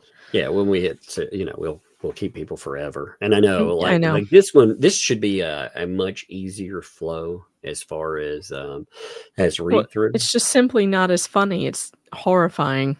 Yeah. But it's so fascinating because, again, this is a glimpse that I wanted. We knew things were going on behind the scenes, and we've talked about it multiple times. What we believed were there, but rarely do you ever get to see proof of what is transpiring behind the scenes. Mm-hmm. I mean, this plotting, and again, props to Shara. It takes a lot, and that's why they leaned on her. Because they know that this looks very bad for them. Yep. Oh, man. Sure does. But we will continue this. We're definitely going to knock this sucker out. This is, again, we had the interruption of new documents coming up. We were reading through Jeremy Hale's Depo, but also we had the tragedy that also happened. As far as everything with Jeff, and that I hope everybody understands, when we look at that, it just, there was no mood to do fun readings at the moment. We were trying to process something, and that took a hot minute.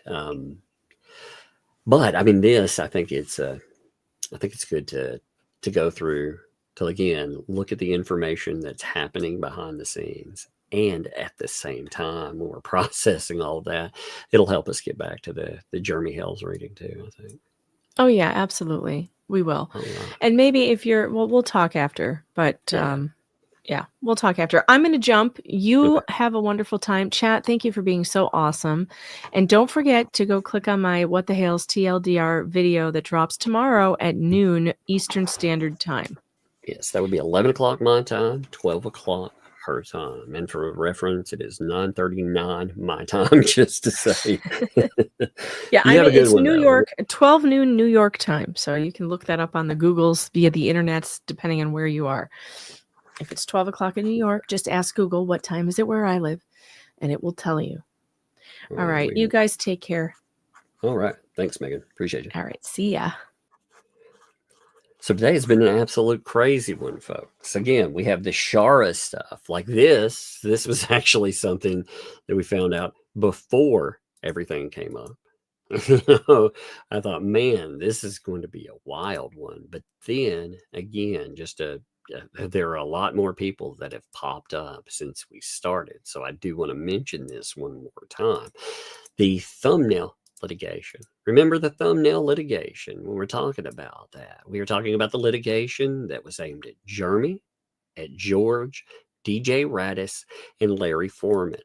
This was litigation that Bruce brought, saying essentially that the likeness of Miss Preston, using her likeness in a thumbnail, utilizing her name, you could not do that for a person that, again, they have themselves admitted behind the scenes is a quote unquote celebrity. They said they don't want to embrace that. Her own lawyer said this, though. So they admit public figure. How did they become a public figure? Well, this is a story of public interest. So they tried to sue over that stuff. What happened today? Well, they put in a notice of voluntary dismissal. Now, the dismissal is without prejudice. What does that mean? Well, you can go in and you can refile some litigation. But for right now again, there will be spin-off of that, I'm sure. Wait and see what's coming. But there is no end to this right now. I mean, if you look at that and you think, that's going to end. They're going to allow that to end at a specific place. They get to choose how that ends. Again, Larry Foreman commented on this. And with Larry Foreman's comments, he made it very clear in here. I just want to read this one more time. I did warn him back in August that you F around with the best, you'll F off like the rest. And he did a video on that. I may go back and cover that just to throw this in there. Because again, this is far from over. He said, if you continue with this, if you go forward, essentially you waste time and you waste resources. Time is a resource. In fact, time is the most precious resource we have. And if you waste that, the other thing though, again, he even had the audacity to try to settle with me last week. So there were contacts. They were trying to reach out and they were trying to say, hey, we can settle this. I assume they were asking for some kind of monetary settlement with it. Oh man, if you do this, then, which is absolute garbage considering they knew that this was a bunk lawsuit. This is frivolous. It is a garbage lawsuit. Said that from go. It's just like any of these other ideas. Again, if they go in and they start claiming, they keep saying they're going to sue everybody and try to allege some kind of criminal conspiracy. If they do that, I'm noting this just like Larry, and I'm sure they'll whine about it. Because they whine about Jeremy Hale, saying there will be financial repercussions for it. I will countersue the shit out of them, and there won't be any settlement. I will never settle. I will make sure that I crowdfund. I will make sure that I afford it, and I will go all the way with it, just like a Jeremy Hales and just like other people. But Larry Foreman said that if you continue on this course, there will be countersuits. And remember, they tried to argue, you can't have countersuits. You can only have countersuits if, which, no. But now, well, there can be, for sure. So he said, they even had the audacity to try to reach out and settle last week after making me wait a full month to hear back from him. So this again, that's why I pulled up the DJ Rattis statements, because people are trying to contact. They can't get a hold of this lawyer after that initial settlement request. This whole case reeks, and we're nowhere near done. When you file frivolous lawsuits, you better buckle up, because the law is coming for you. And indeed, the law, that statement right there, that was promised. He told him just point blank, if you try to target me with frivolous litigation, I will countersue you. And they've opened themselves. They have opened Preston up. We found out again more and more about Bruce and his connection to all of this stuff. Oh yeah, they've opened them up for other litigation. It may get very interesting from this point. We'll actually see. I don't know how it'll play yet, but I take Larry as a person of his word. And Larry told him point blank again, if you come after me with this, I will sue you. So I think that's fascinating. But the big news out of this, again, is that they themselves voluntarily dismissed. I'm sure they'll argue that's not a loss too. But what else is it? I mean, how else can you look at that? They're like, nope, this lawsuit that they hyped repeatedly and that they utilized as some type of bludgeon to run people off this case. Trying to tell you that, if you cover, that was basically the way I took this. This was a message to people that wanted to cover this. And the message was, if you do it, then. Remember, I got one of these too. It was a, let's see. Bruce, to me, up your thumbnail, July 20th video, or July 20th video includes a photograph of my client, Michelle Preston, which gives rise to claim under Florida Statute 540.08. I ask that you remove the photo without delay. Best regards. So again, these were attempts. And like I said, I was dealing with some personal stuff. I did not want to get into litigation, frivolous crap. But I knew you knew exactly what that was going to be. And all of this stuff that Bruce throws around saying that he's not actually threatening to sue people, that is 100% an attempt to tell you, number one, I'm going to sue you, but number two, to drive people away from coverage. And it's worked. It's worked. There have been a lot of people, not Larry. I'm not talking about Larry on that. I mean, Larry, he's been doing his own thing. He's got a lot going on in his personal life he's talked about. But there are a lot of people that I know that wouldn't cover that because they don't want to deal with that aspect of it. Anyway, let's hit some super chats. Green Veggie Bees, thanks for the 10. A special for New Year. Wine, roses, and breadsticks. Fun times, right? My adventures in homebrew. Thanks for the vibe. Hey, Tug it, Megan. Hope you had a great holiday. Here's some cash for breadsticks. Thank you very much on that. Appreciate you there. Rhea Ryan, thanks for the 2 there. Jeremy said thumbnail case have been dropped. Yes, indeed. Like I said, that is a loss. It's in the big L column. Again, the spin to this is going to be very fascinating. But yeah. Oh, by the way, you want to see something funny while we're talking about this? Would you like to see something else funny from old Brucey Bruce? Are you in the mood to see something funny there too? Because I got a little bit of that old hot tea spillage if you'd like that. I'm curious. I mean, I know you've been overwhelmed with a lot of stuff there, but there was something else that came up too. So Jeremy did a live stream the other day. It was a Merry Christmas live stream, right? And of course, Brucey Bruce didn't take very well to that. He decided he was going to post a reply. And there's a fascinating thing about this, okay? I'm going to show you something. So the reply that you can see, now here's a little bit of advice on Facebook. If you ever get interested, if you press these little buttons at the top, what you can see is the edit history of anybody that is posted. So this is what you see currently, right? Grateful for the spiritual advice. Maybe he have a better shot at converting his own lawyer. He's talking about Christmas, faith, and more. But I was curious about the editing that he came up on this. So when you go in and you want to really see the level of butthurt, here's what you find. And I clipped this myself. So this isn't a screenshot someone else put in. This is my own screenshot. I took it myself. You can see Bruce in here. He started out with just a basic, like, hey, grateful for the spiritual advice. But that wasn't salty enough.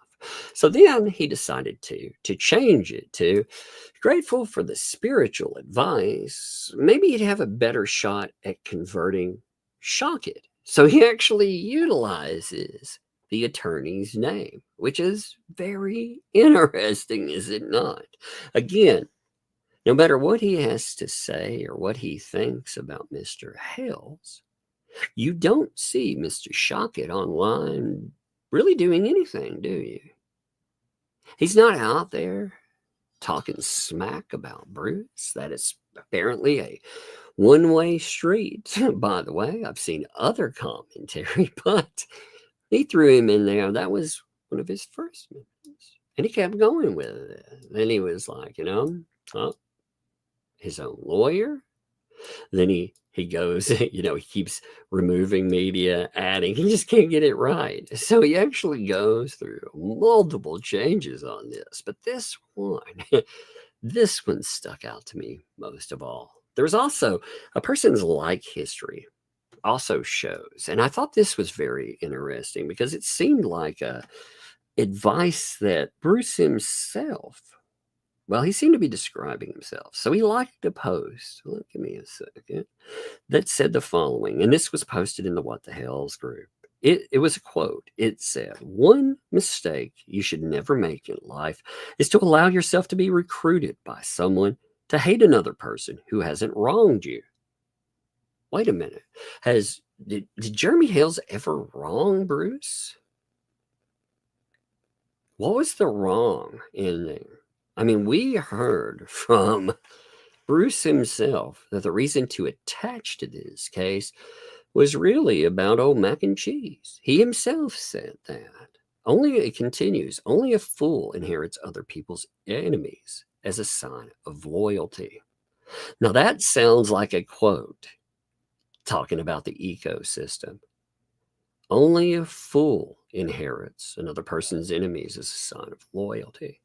Maybe the people that are staring down litigation because, again, it's not because they disagree on a case. That's the thing. It's not because of mean words on the internet where you called somebody fat, lazy, you made a nickname about somebody. No, it's about the insanity that we're seeing more and more proof of that's been transpiring behind everything. If you think it's just a case about mean words on the internet, you're sorely mistaken on it. But I thought that was a fascinating little quote there. He himself is trying to kind of advertise this when in fact, like I said, I feel like that describes the old ecosystem to a T. But anyway, Ria Raya, thanks for two. Oh yeah, I saw that. My bad. But thank you again, Ria Raya. Appreciate you. Love to you and your family. There, thanks for the 5. Appreciate your kind words about loss, loved ones. This was my first Christmas without my dad. Yes. Again, we had a live stream for holidays. I try to have them on holidays because, again, we've all experienced loss. Loss is unique.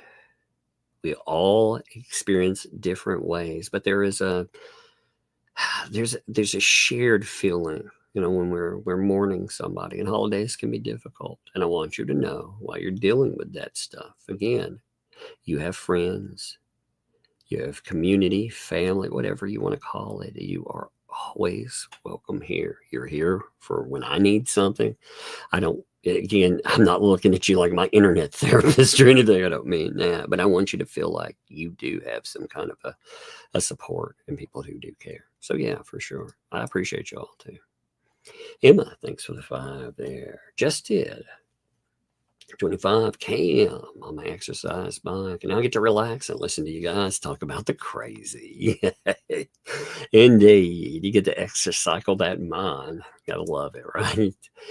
Paisley Chicken, thanks for the 2. Left Whatnot Auction to come here for this stream. Well, I hope that at any kind of auction, I hope Jeremy Hales, when he's having auctions, that people, you can do both. You can actually pay attention to auctions. You can keep them on like in a split screen or whatever. You know, one thing I don't want to do, I try to stream at the same time so I don't overrun other people that are talking about anything, but his business has indeed been harmed by these people. You can see it. You don't have to take my word for it. Just look at the numbers. The numbers speak volumes, and that is only the tip of that proverbial iceberg. So yeah, as far as his business and stuff, I do hope people continue to support, continue to give him also positive support, show up for his videos, even if you don't, again, you don't help monetarily, because like you can't, you help with that by putting together a playlist, looking through his videos, like leaving them playing while you're gone. Gets ad revenue from that. So just throwing that out there. Give me a drink. Try and drink more water. So let's see. Kimberly, thanks for the month there. Love watching Tug and Megan. You both make me laugh when I want to cry. Love you both. Love return there. Again, yeah. Bad days are always made better when you have something fun to laugh about or friends to laugh with. Robert Ward, thanks for the month there. Love all the work you two do. Thank you very much. Hey, thank you for being here. Props to you, Robert. Joanne, thank you for that membership. Thank you. Welcome. Thank you for the membership. Welcome to Tugs Thugs. That's Joan, by the way. I said Joanne. I don't know.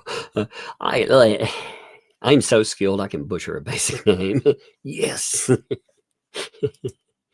Oh, amazing. Wendy, thanks for the 5 there. Good evening, Tug. Making it in chat. Things are really getting good now. They are there. I'm here for all the tea. Bread, stick, money for the haters. Indeed. It is funny how many fits these people throw, because they're like, oh my God, these people, they're making money. I love it.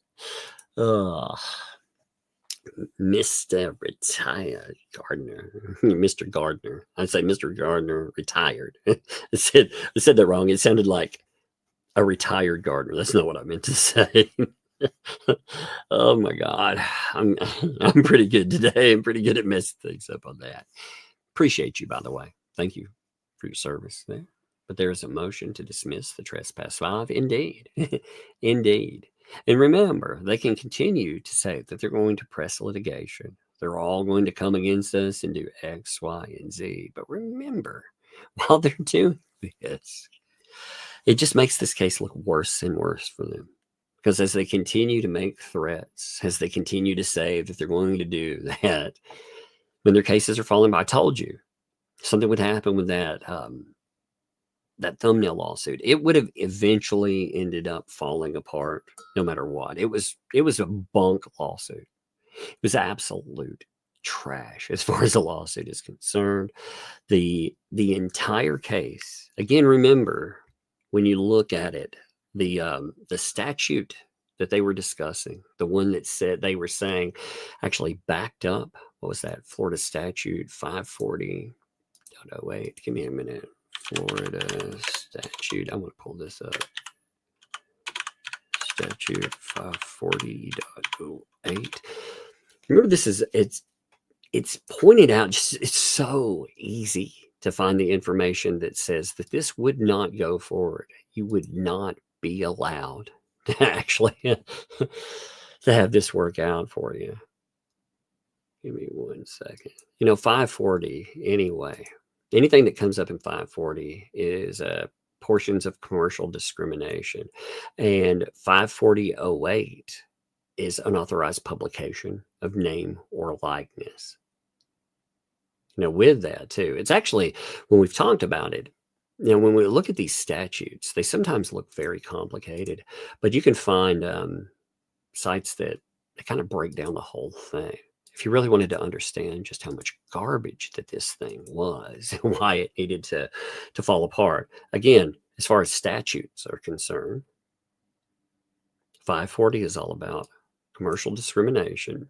When you roll down to 540.08, it's about unauthorized publication of name or likeness. When you look through it, again, there were caveats to this. They had the provisions of this section shall not apply to. They were saying they wanted you to look at things like, oh, well, no person shall publish, print, display, or otherwise publicly use for purposes of trade or for any commercial or advertising purpose the name, portrait, photograph, other likeness of any natural person without the express written or oral consent to such use given by. This gives all of the breakdowns to that. But again, remember, there was a little caveat to that, who it doesn't apply to. It doesn't apply to using the name or likeness in any newspaper, magazine, book, news broadcast, telecast, other news medium or publication as part of any bona fide news report or presentation having a current and legitimate public interest. So with this being public interest, part of the public interest, remember, that's why they argue. That's why I drill this point. They argue over and over that she is a private figure. That's what they have argued publicly, and they have argued in their filings. But behind the scenes, even Bruce, in his communications with her, this was something that Shara made public. Again, I think this is an absolute bombshell because it demolishes what they say. He admitted that she's a celebrity. That would make her a public figure. How is she a public figure? Because of public interest story. But we don't want to embrace that. They don't want to embrace it because that demolishes any of their claims. So yeah, there are motions to dismiss also with the trespass 5. That is an absolutely ridiculous lawsuit. They know it. It is a terrible filing too. The filing there again is going after. It's going after 5+1. Remember, they went after the law enforcement officer too, and the filing itself. Holy! I mean, when you go through it, I mean, it reads like a conspiracy theory. It's just nuts. Max Lab, thanks for the tune. Make it clear Stark isn't on the federal case at all. That's indeed true. Stark, Matzkin brought this up. He said that he didn't want to file the litigation under his name. So he recruited Stark. Like, that's the thing you have to remember. He recruited him. He's telling you this publicly. So he could file cases because he knew that it would look bad while they were in federal court. He knew that this stuff would reflect very poorly on him. And like I said, when that stuff falls apart, whether they're voluntarily dismissing, whatever, when they bring that, they, number one, open up the opportunity that someone can counterfile, countersue, getting their money back because it did cost money. It doesn't matter if they're like, yeah, we don't want to do that anymore. People had to spend money. Remember, Jeremy was talking about costs for a lawyer, $400 an hour. Like, that's a very expensive proposition. They wanted to go after people utilizing lawfare. But on top of that, the more vexatious litigation that they put together, that opens them up for real issues down the road, like even bigger issues, if they decide to continue to file vexatious litigation. If they decide that they're going to regroup and file something like they keep threatening to do, like I've noted before, they want to come up with some insane conspiracy that everyone is communicating and puppet master Jeremy. It's so dumb.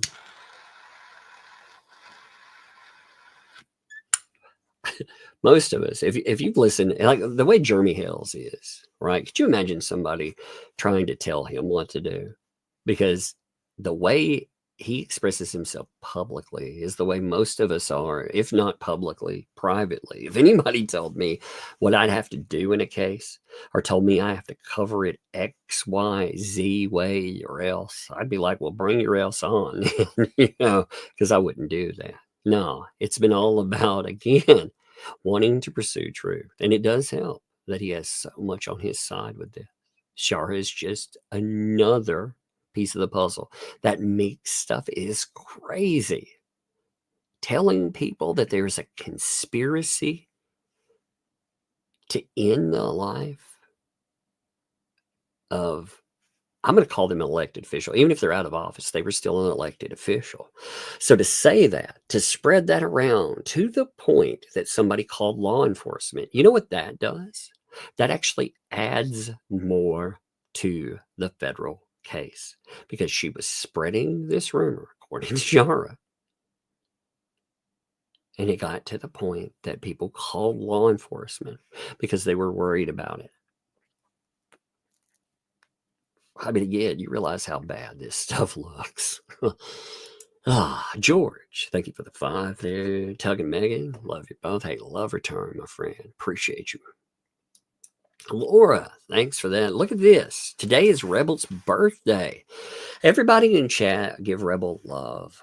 Give Rebel some love there. Rebel, I really want to give you a shout out. The mods, period, I appreciate, but there are specific mods that are here all the time. They do their best to make sure that everyone can do what they want to, they can have fun, but at the same time, they try to have some semblance of order, because you realize things turn to chaos otherwise. I try not to limit the chat too much.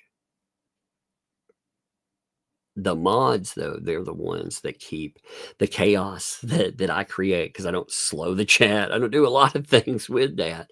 And they go in and they provide an experience that is integral, and what they do is necessary. Rebel's good people, but on top of that, always here, always doing awesome stuff. Again, you and Deadpon, both of you all had birthdays in the last just a little bit.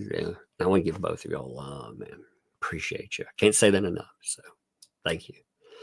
So thank you for that membership. What's up, by the way? Thank you. Welcome. Thank you for the membership. Welcome to Tugs Thugs. Appreciate you too. Thank you very much on that. Ali, thanks for the 10 there. Why is there an amended proposal? Why did they file the voluntary dismissal twice? It could just be the way that they could have amended something on it. I haven't looked at a filing 2 times, but they could have messed something up in it, or it could have been a misfiling. There could be all kinds of reasons for that. It's just amazing they filed it, period, though, isn't it? I mean, isn't that crazy? And again, if the spin comes up, they're going to add to, or they want to do more in it. That's not the way that you do things. You can amend something, but again, they knew that this was a bunk lawsuit. It was absolute trash. Kim, thanks for the 2 months there. Had a very sad Christmas after sitting with my lab fur baby, crossing the Rainbow Bridge. Tugging Megan's channel is what kept me going. Loved all. Man, that sucks there. I appreciate you being here. I appreciate that people feel that everybody's, there. There's love for everybody, and there is. Everybody, like I said, I want you to feel that this is a place for you. In those moments, we can have fun. We can enjoy ourselves, and we can let a little bit of that. It works like coping skills. You let something in positive. You let something in that it takes your mind elsewhere. Appreciate you. So DJ Rattis here. DJ Rattis, thanks for the. Can I get a hide and seek trophy made for me? Indeed. I do find the again DJ Rattis email that was so fascinating to me, because DJ Rattis is noting publicly, hey, I tried to contact this person, by the way. I did try to do it because it became ridiculous. I contacted your office multiple times. Do I have to actually contact a judge to find out what's up with this stuff? Like that's wild to me. But yeah, DJ Rattis is set up the whole trial for that. That is absolutely hilarious. Chance, thanks for the 5. The Blake Lively versus Justin B civil case sounds a lot like Jeremy's federal case. He used a coordinated social media attack to defame her. I've seen the allegations. I've not read and seen what proof there was, but that happens a lot. You know, I'm not commenting on it because I don't know the particulars of it yet. I need to sit down. I need to read the filing. Like I said, I need to look at what evidence is being presented there. But yes, those allegations of PR, that's what we face a lot. You know, we see it on a smaller scale right now with PR being utilized as a bludgeon to try to defame and to ruin a person. Now, the PR there is not as effective. Imagine in the Jeremy case, if we were talking about someone with actual connections. They've tried to make connections. You know, we've had BBB try to use the ecosystem to try to put out things that are absolute bunk. Try to put out that letter Shara was talking about. The ecosystem, they tried to go in and get a quote unquote expert, one that we talked about, tried to put out claims about the signs, and they tried to say how Jeremy did that himself. Imagine if the media picked that up, and imagine if there was a full-scale media blitz on that. That's what you see oftentimes with PR.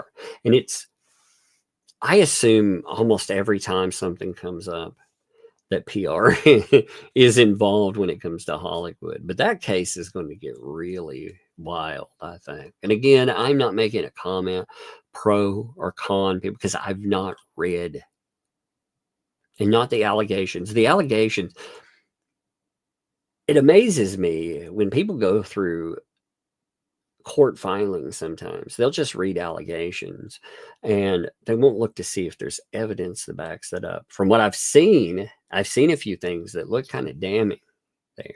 They definitely did look like something had happened. But again, I need to go through and I need to read it myself.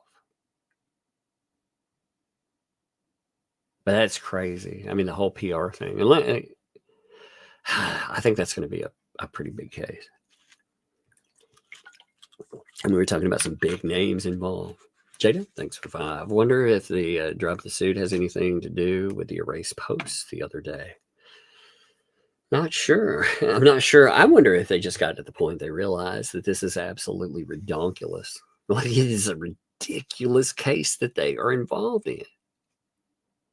There is no way. Again, we've talked about it forever. Fair use covers the use of a person. Like if you put their face in a thumbnail, if they are involved in all of this stuff, you can 100% do that.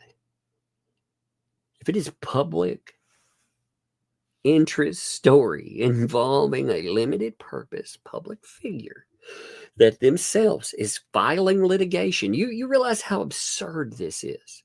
You can't say you can go in and file litigation. You've run for office. Behind the scenes, they are also collecting money. They've collected more money now than any other time. And if you want proof of that, well, look at what's being done with it. I mean, that alone, that tells you. So yeah, all of that made that lawsuit garbage. So I don't know what the thought process was behind dropping it, but I do know that it was a garbage lawsuit. Said that from the beginning. If what they alleged was the way that law worked, we would never have any media coverage on anything. We would never be able to cover anything through social media, YouTube, whatever. It was absolute trash. Chalk that up to another loss to BBB. Again, he's not the attorney that is listed on that, but come on. Bruce has already told you how this stuff works. So yeah, chalk it up to another Lulyer loss. Brighter Chick, thanks for 5 bug love and breadstick money for my favorite professionals. Indeed. Thank you for that. I appreciate you. Sandra, thanks for the 2. and my Starbucks money as they went broken off. Well, thank you for that. I appreciate it. Yeah, Starbucks money. Thank you. Oh, man. Teresa Angel, thank you for the super chat. That does not allow a statement, but the statement is in backing. So thank you for the backing. Appreciate you. Gamer Jacket, what's up? Thanks for the 5 there. Wish our feathered friend a happy birthday, for the bird is indeed the word. Yeah, bird, bird, bird. The bird is the word today, right? Love you, Rebel Bird. Indeed. Again, everybody get some love to Rebel out there. Appreciate you quite a bit. Puzzle, thanks for the 2. 3xb equals M0R0N error code I.D 10T fix I equals 5 SDUBID. Yes, indeed. 3B equals moron error code. Idiot. Fix. Exclamation point equals stupid. It's so funny. I love it. Vanessa, thanks for the 20 there. Happiest of happy birthdays to Armand's sister, Rebel Bird. She's always there for a bunch of us and has been there for me for 3 years. I'm honored to call her a friend and hope she has a great birthday week. Indeed. Like I said, Rebel, I know for a fact too. Like when stuff comes up or anything, Rebel tried to do the best. Moderation is not easy. It's also not paid. Like the mods, like they do that because it's not just for the channel, it's for you folks. They appreciate all of you folks. And they're here all the time. Rebel's here all the time. So thank you, Rebel, because I'd appreciate you. Puzzler, thanks for this. Deuce Munchkin and the Yellow Brick Road who wants to pray. Follow. No. Gross. That's funny. Richard, thanks for the 2 there. Tucker, Megan, Yamaha Walker. I noticed these, by the way. And Yamaha would have been a good ad. Like, nobody realized how much somebody would have to sit. If we would have brought him he would have been fun to read for Bruce, but he would have ended up setting. Again, this is more of a fact-finding one. If we were having just fun and goofing off, I think it would be great to have here to actually read for somebody. But as far as reading, everyone like, yeah, hey, you read for Bruce. It would have been, he would have had a couple of pages, so he'd have gone for maybe 10 minutes, but for the rest of hour plus, isn't it odd, by the way, through all of that? Didn't you find it weird that Bruce is saying nothing? He told us he was going to object to every single statement that was made, only to object to, well, pretty much nothing. You wouldn't even know that he was there. Like, that's wild. And how do you take that? I mean, do you take that as a disrespect for the process, a disrespect for the court, the way he's done? Or, I mean, is there another way to take that? Because he knows by this time, he knows what he's done with Shara. He knows what he's done behind the scenes, and he knows he's looking at being added to this litigation. I think there's enough stuff to add him. Again, it's up to a judge. The judge gets final say on that. But I think as far as him, and I think as far as one of the 2L, I very much think there's enough to add him in, for sure. But yeah, I mean, Yama, I do appreciate you, buddy.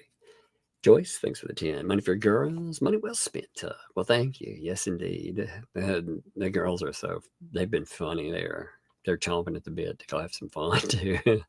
They got that holiday money burning a hole in the proverbial pocket. It's hilarious to watch them. Zilla's Realm, thanks for the 2 there. Again, the Yamaha. We will have to do something with the Yamaha. I think that will be fun. I don't want to waste his talents. Rebel Bird noted that too. Props to you again, Rebel. Happy birthday. I'm a biker in chat, available to read with the parts. I think as we've gone through there, everyone's seen how that goes. They've seen how much that we actually have. It's a pretty straight read so far. It's just fascinating as far as the material evidence, I think.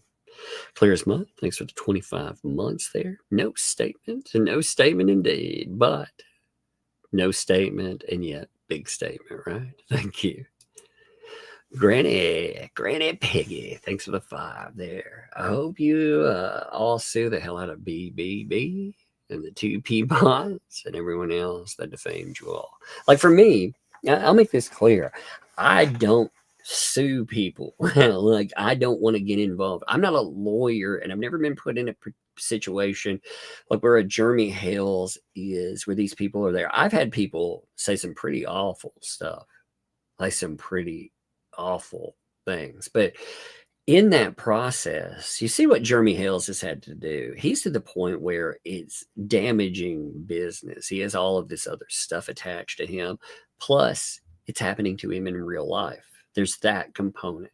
I've had people put posts up online that are just horrendous, like some of the stuff that people tried to aim, especially through sites like Reddit during the Deb trial, were nuts, and they were aimed at a bunch of us. But if you go after people, typically what you end up with is probably, a pocket full of lint and broken dreams.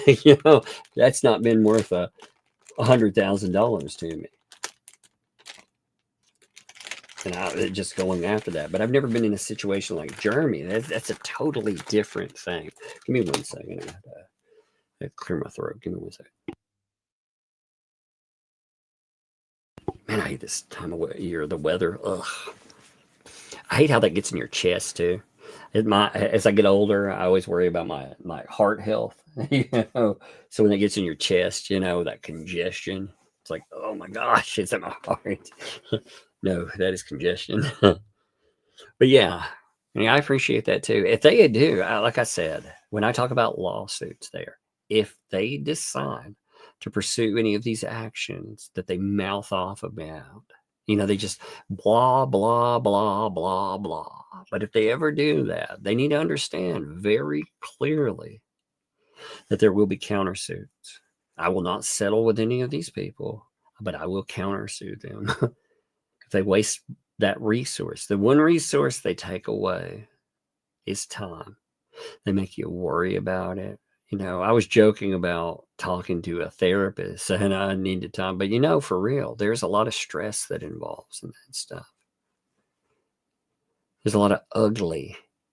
It's a monetary hole. It eats away. And they can't just do that and walk away. They can't just try to intimidate people off something. Again, anything that they've said, like BBB has said plenty of things. He has made some pretty nasty comments about people like myself and Megan. The accusations he makes. Oh, those very much are defamation. But I would just rather watch him lose. I mean, I'm sure he thinks right now somehow he's doing a good job. But, and these other folks, again, what do they have? They have nothing. What can you take? It's trying to get blood from a stone. The whole idea. You can't take from something that doesn't have. You just end up spending and spending. But like I said, Jeremy is a different story. Like he's not just dealing with stupidity online. He's dealing with people that crossed into his real life. They canvassed his, I would say neighborhood, but actually it's more than that. They canvassed Otter Creek. They told you about that. They told you about these name conspiracies. And when they did that, they said, oh, there's proof, but they offered nothing.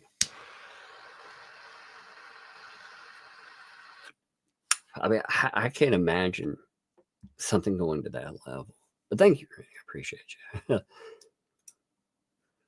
Puzzler, thanks for two. Shara is yet another victim of LP. Yes, indeed.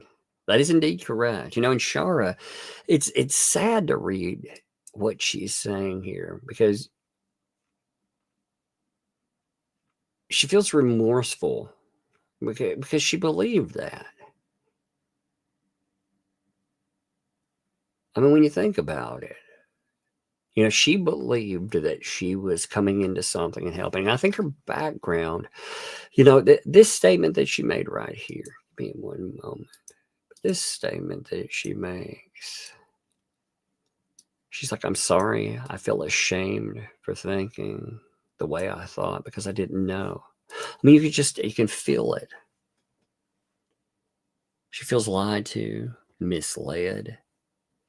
She feels manipulated. And beyond that, for her trying to set the record straight, I mean, these people have come after her and they've threatened to ruin her. I mean, it's absolute insanity. But yeah, she is definitely a victim in that. Carolyn, thanks for the 2. Oh my gosh, this is like talking with the client. Could you imagine the talk with LP? Could you imagine the talk with JC? Could you imagine Shara and all of that mix being told these things? And again, when she disagrees, can you also imagine everything we've heard by now? You know, we've had a sneak preview of this stuff. We know about the allegations of a hitman. We've seen the threats and more. Can you imagine somebody that's seeing this stuff play out and thinking to yourself, if I speak up, what happens with me?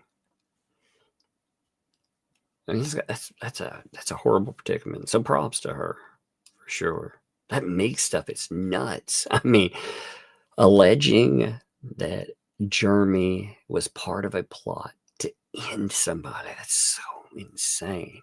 Tie stick, I like this, by the way. I read this when it came in. Thanks for the 5. Randy should invoice BBB for the master class he put him through in the process. Federal card.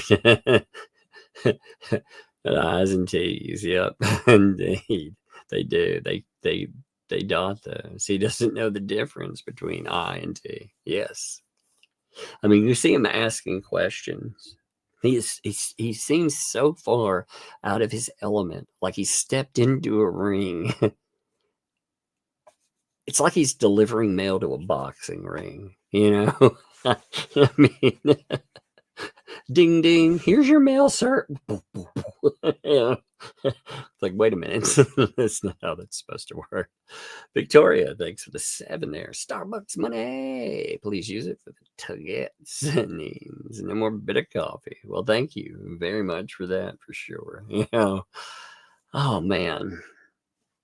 Like I said, if you like the stuff we do and everything, support. I appreciate that. You know, I appreciate, again, sharing, noting what's out there, subscribing, everything. So like I said, I appreciate you. It's very appreciated. Angela, thanks for the 10 there. There's not a statement attached, but again, this statement is in the backing. So thank you for that. Thank you for your statement. Thank you for your backing. I appreciate you. Debbie, thanks for the 10 there. The lie about the mayor opens a whole new reason for the police caution. Yeah, it also, can you imagine the police being told this?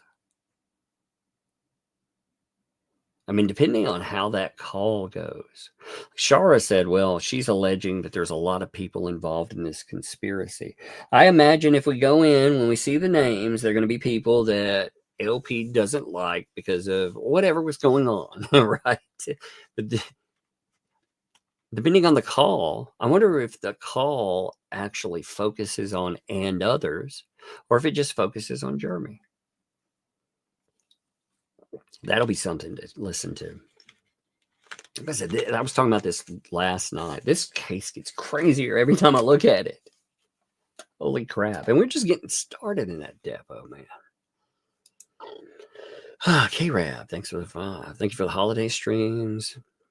It's always good to spend time at the holidays, holiday days with friends. Get much sleep. I didn't when my kids were young. Not really. Not really. I did. One of the things that having more time on my own, though, I did take a nap right before the stream. I got about an hour. But the kids, there's nothing negative in that either. I love watching the kids and their excitement, that enthusiasm with holidays. It makes you appreciate holidays again. You get to the point, and I'm not talking about religious context or anything. I don't mean that. I'm not talking about your faith. I'm just talking about the holiday. They become just days. Maybe days that you're off, but they still become days. When you view it through the lens of a child, though, that excitement, that process, it brings so much more to it. So yeah, I appreciate it from them. But as far as sleep, no. I've not slept that much. You can tell when I'm tired, or because I have to search for words longer. I'm a little cautious. I'm somewhat cautious in what I say. I'm cautious in the fact that I try to think out some of my statements, not everything, but also with misreads.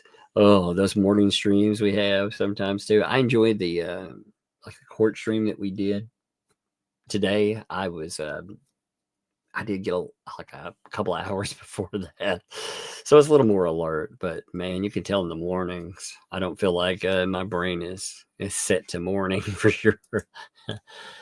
Casey Culp, thanks for the 2. Tug, yeah, you and Megan make my days from sad to happy. Well, I'm glad there. Maybe we can get your days set to happy. Maybe that's the 2025 thing, right?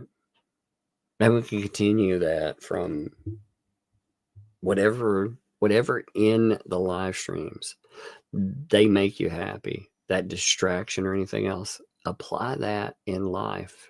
Like if there's stuff that's going on in your life, this is how coping skills should work. Just apply that. And also, I know a lot of people are dealing with tragedy and loss, but just as part of the human condition, there's a thing I like to tell clients when they would come in, like with depression, for example. Not saying with loss. Loss is a different thing in and of itself. I'm just talking about like feelings of depression. The human condition, we could have everything we wanted. Like imagine yourself in a room with everything you've wanted. We'll call it money because it's easier to picture this. You're in this room. You have all the money that you ever need to buy everything that you would want. You're seated in there, and it's overwhelming. You're like, oh man, this is the greatest thing, right? Well, imagine that room, and imagine somebody releasing 4 flies into that room. Now, at first, you're going to focus on whatever you wanted, the money, But after a little while, we start to focus on the flies. And sometimes, again, with loss and stuff, it's not like that. But with just ordinary days in the human condition, our minds, the way they work, our minds focus on the flies. We have to unlearn focusing on the flies. We have to focus on what we have, what makes us happy, and how to continue that. And again, most of us don't have a room full of everything we dreamed about. But hopefully you get the picture of what I'm trying to say in that. We have to condition ourselves to do that. But yeah, I'm glad, like I said, that these things, like what we do here, we can be silly and goof off and it actually have a positive impact. Very much so. Tess, thanks for the 2. Prayers and hugs to you. Thank you. I appreciate you, and love to, again, Larry. I hate that I said grandmother instead of grandfather, but love to him too, man. I hated that. I hate that I didn't see it either because of the way that that Twitter works. He had posted about it the other day, and I only noticed it when I pulled up that new statement. And Monica, thanks for the 10. Thank you for the lives. You and Megan have made the last couple of days better. I lost Mom after Thanksgiving last year. That's like I was noting. Again, loss is individual, but I had lost I say my stepfather. We were very close. He's a father to me. I just note that because I have a stepfather now who, again, is close to me and I love and respect. But, my stepfather that I lost, I remember when that hit, and it shut me down for 6 months. It just was like a wall had been put around me, and it impacts everything. And even now, when we have holidays, even removed years and years from now, when holidays come up, you notice the absent. Now, luckily in my life, I've gotten to the point where, as I move forward, I remember the person more than the loss. But that takes time. It takes a lot of time. And I'm glad that something works as a distraction from that.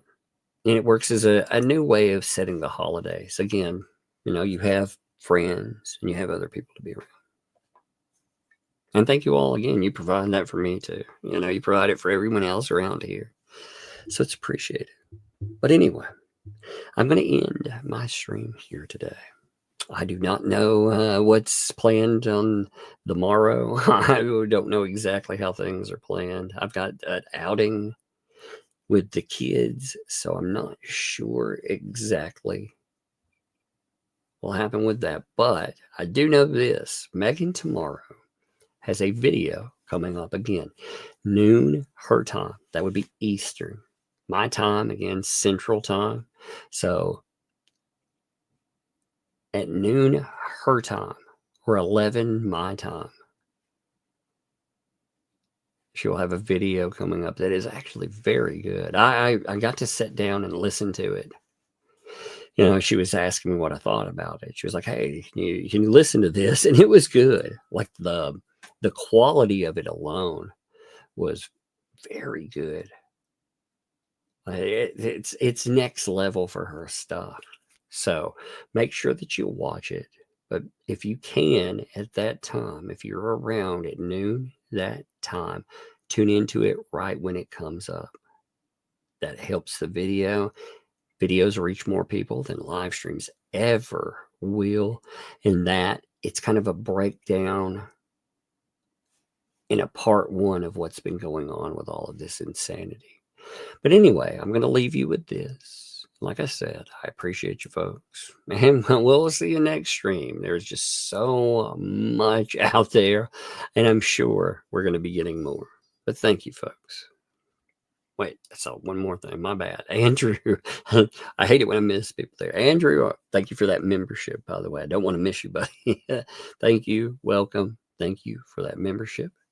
Welcome to Tugs Thugs. By the way, I missed, give me 1 second. I've got to, just give me 1 minute, okay? I missed somebody the other day. She Hunts, I actually missed, and I took a screenshot. This was 2 live streams ago, I believe. It said, I've closed myself in today and tomorrow. Thank you for being here. It means the world to me and others that are alone on the holidays. Well, thank you for being there. I apologize for missing that, especially when you were saying, hey, around.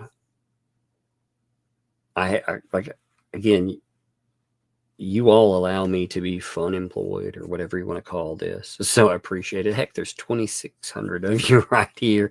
Is anybody live, by the way, right now? Is there anybody live streaming that we should raid? I'm trying to see who's up.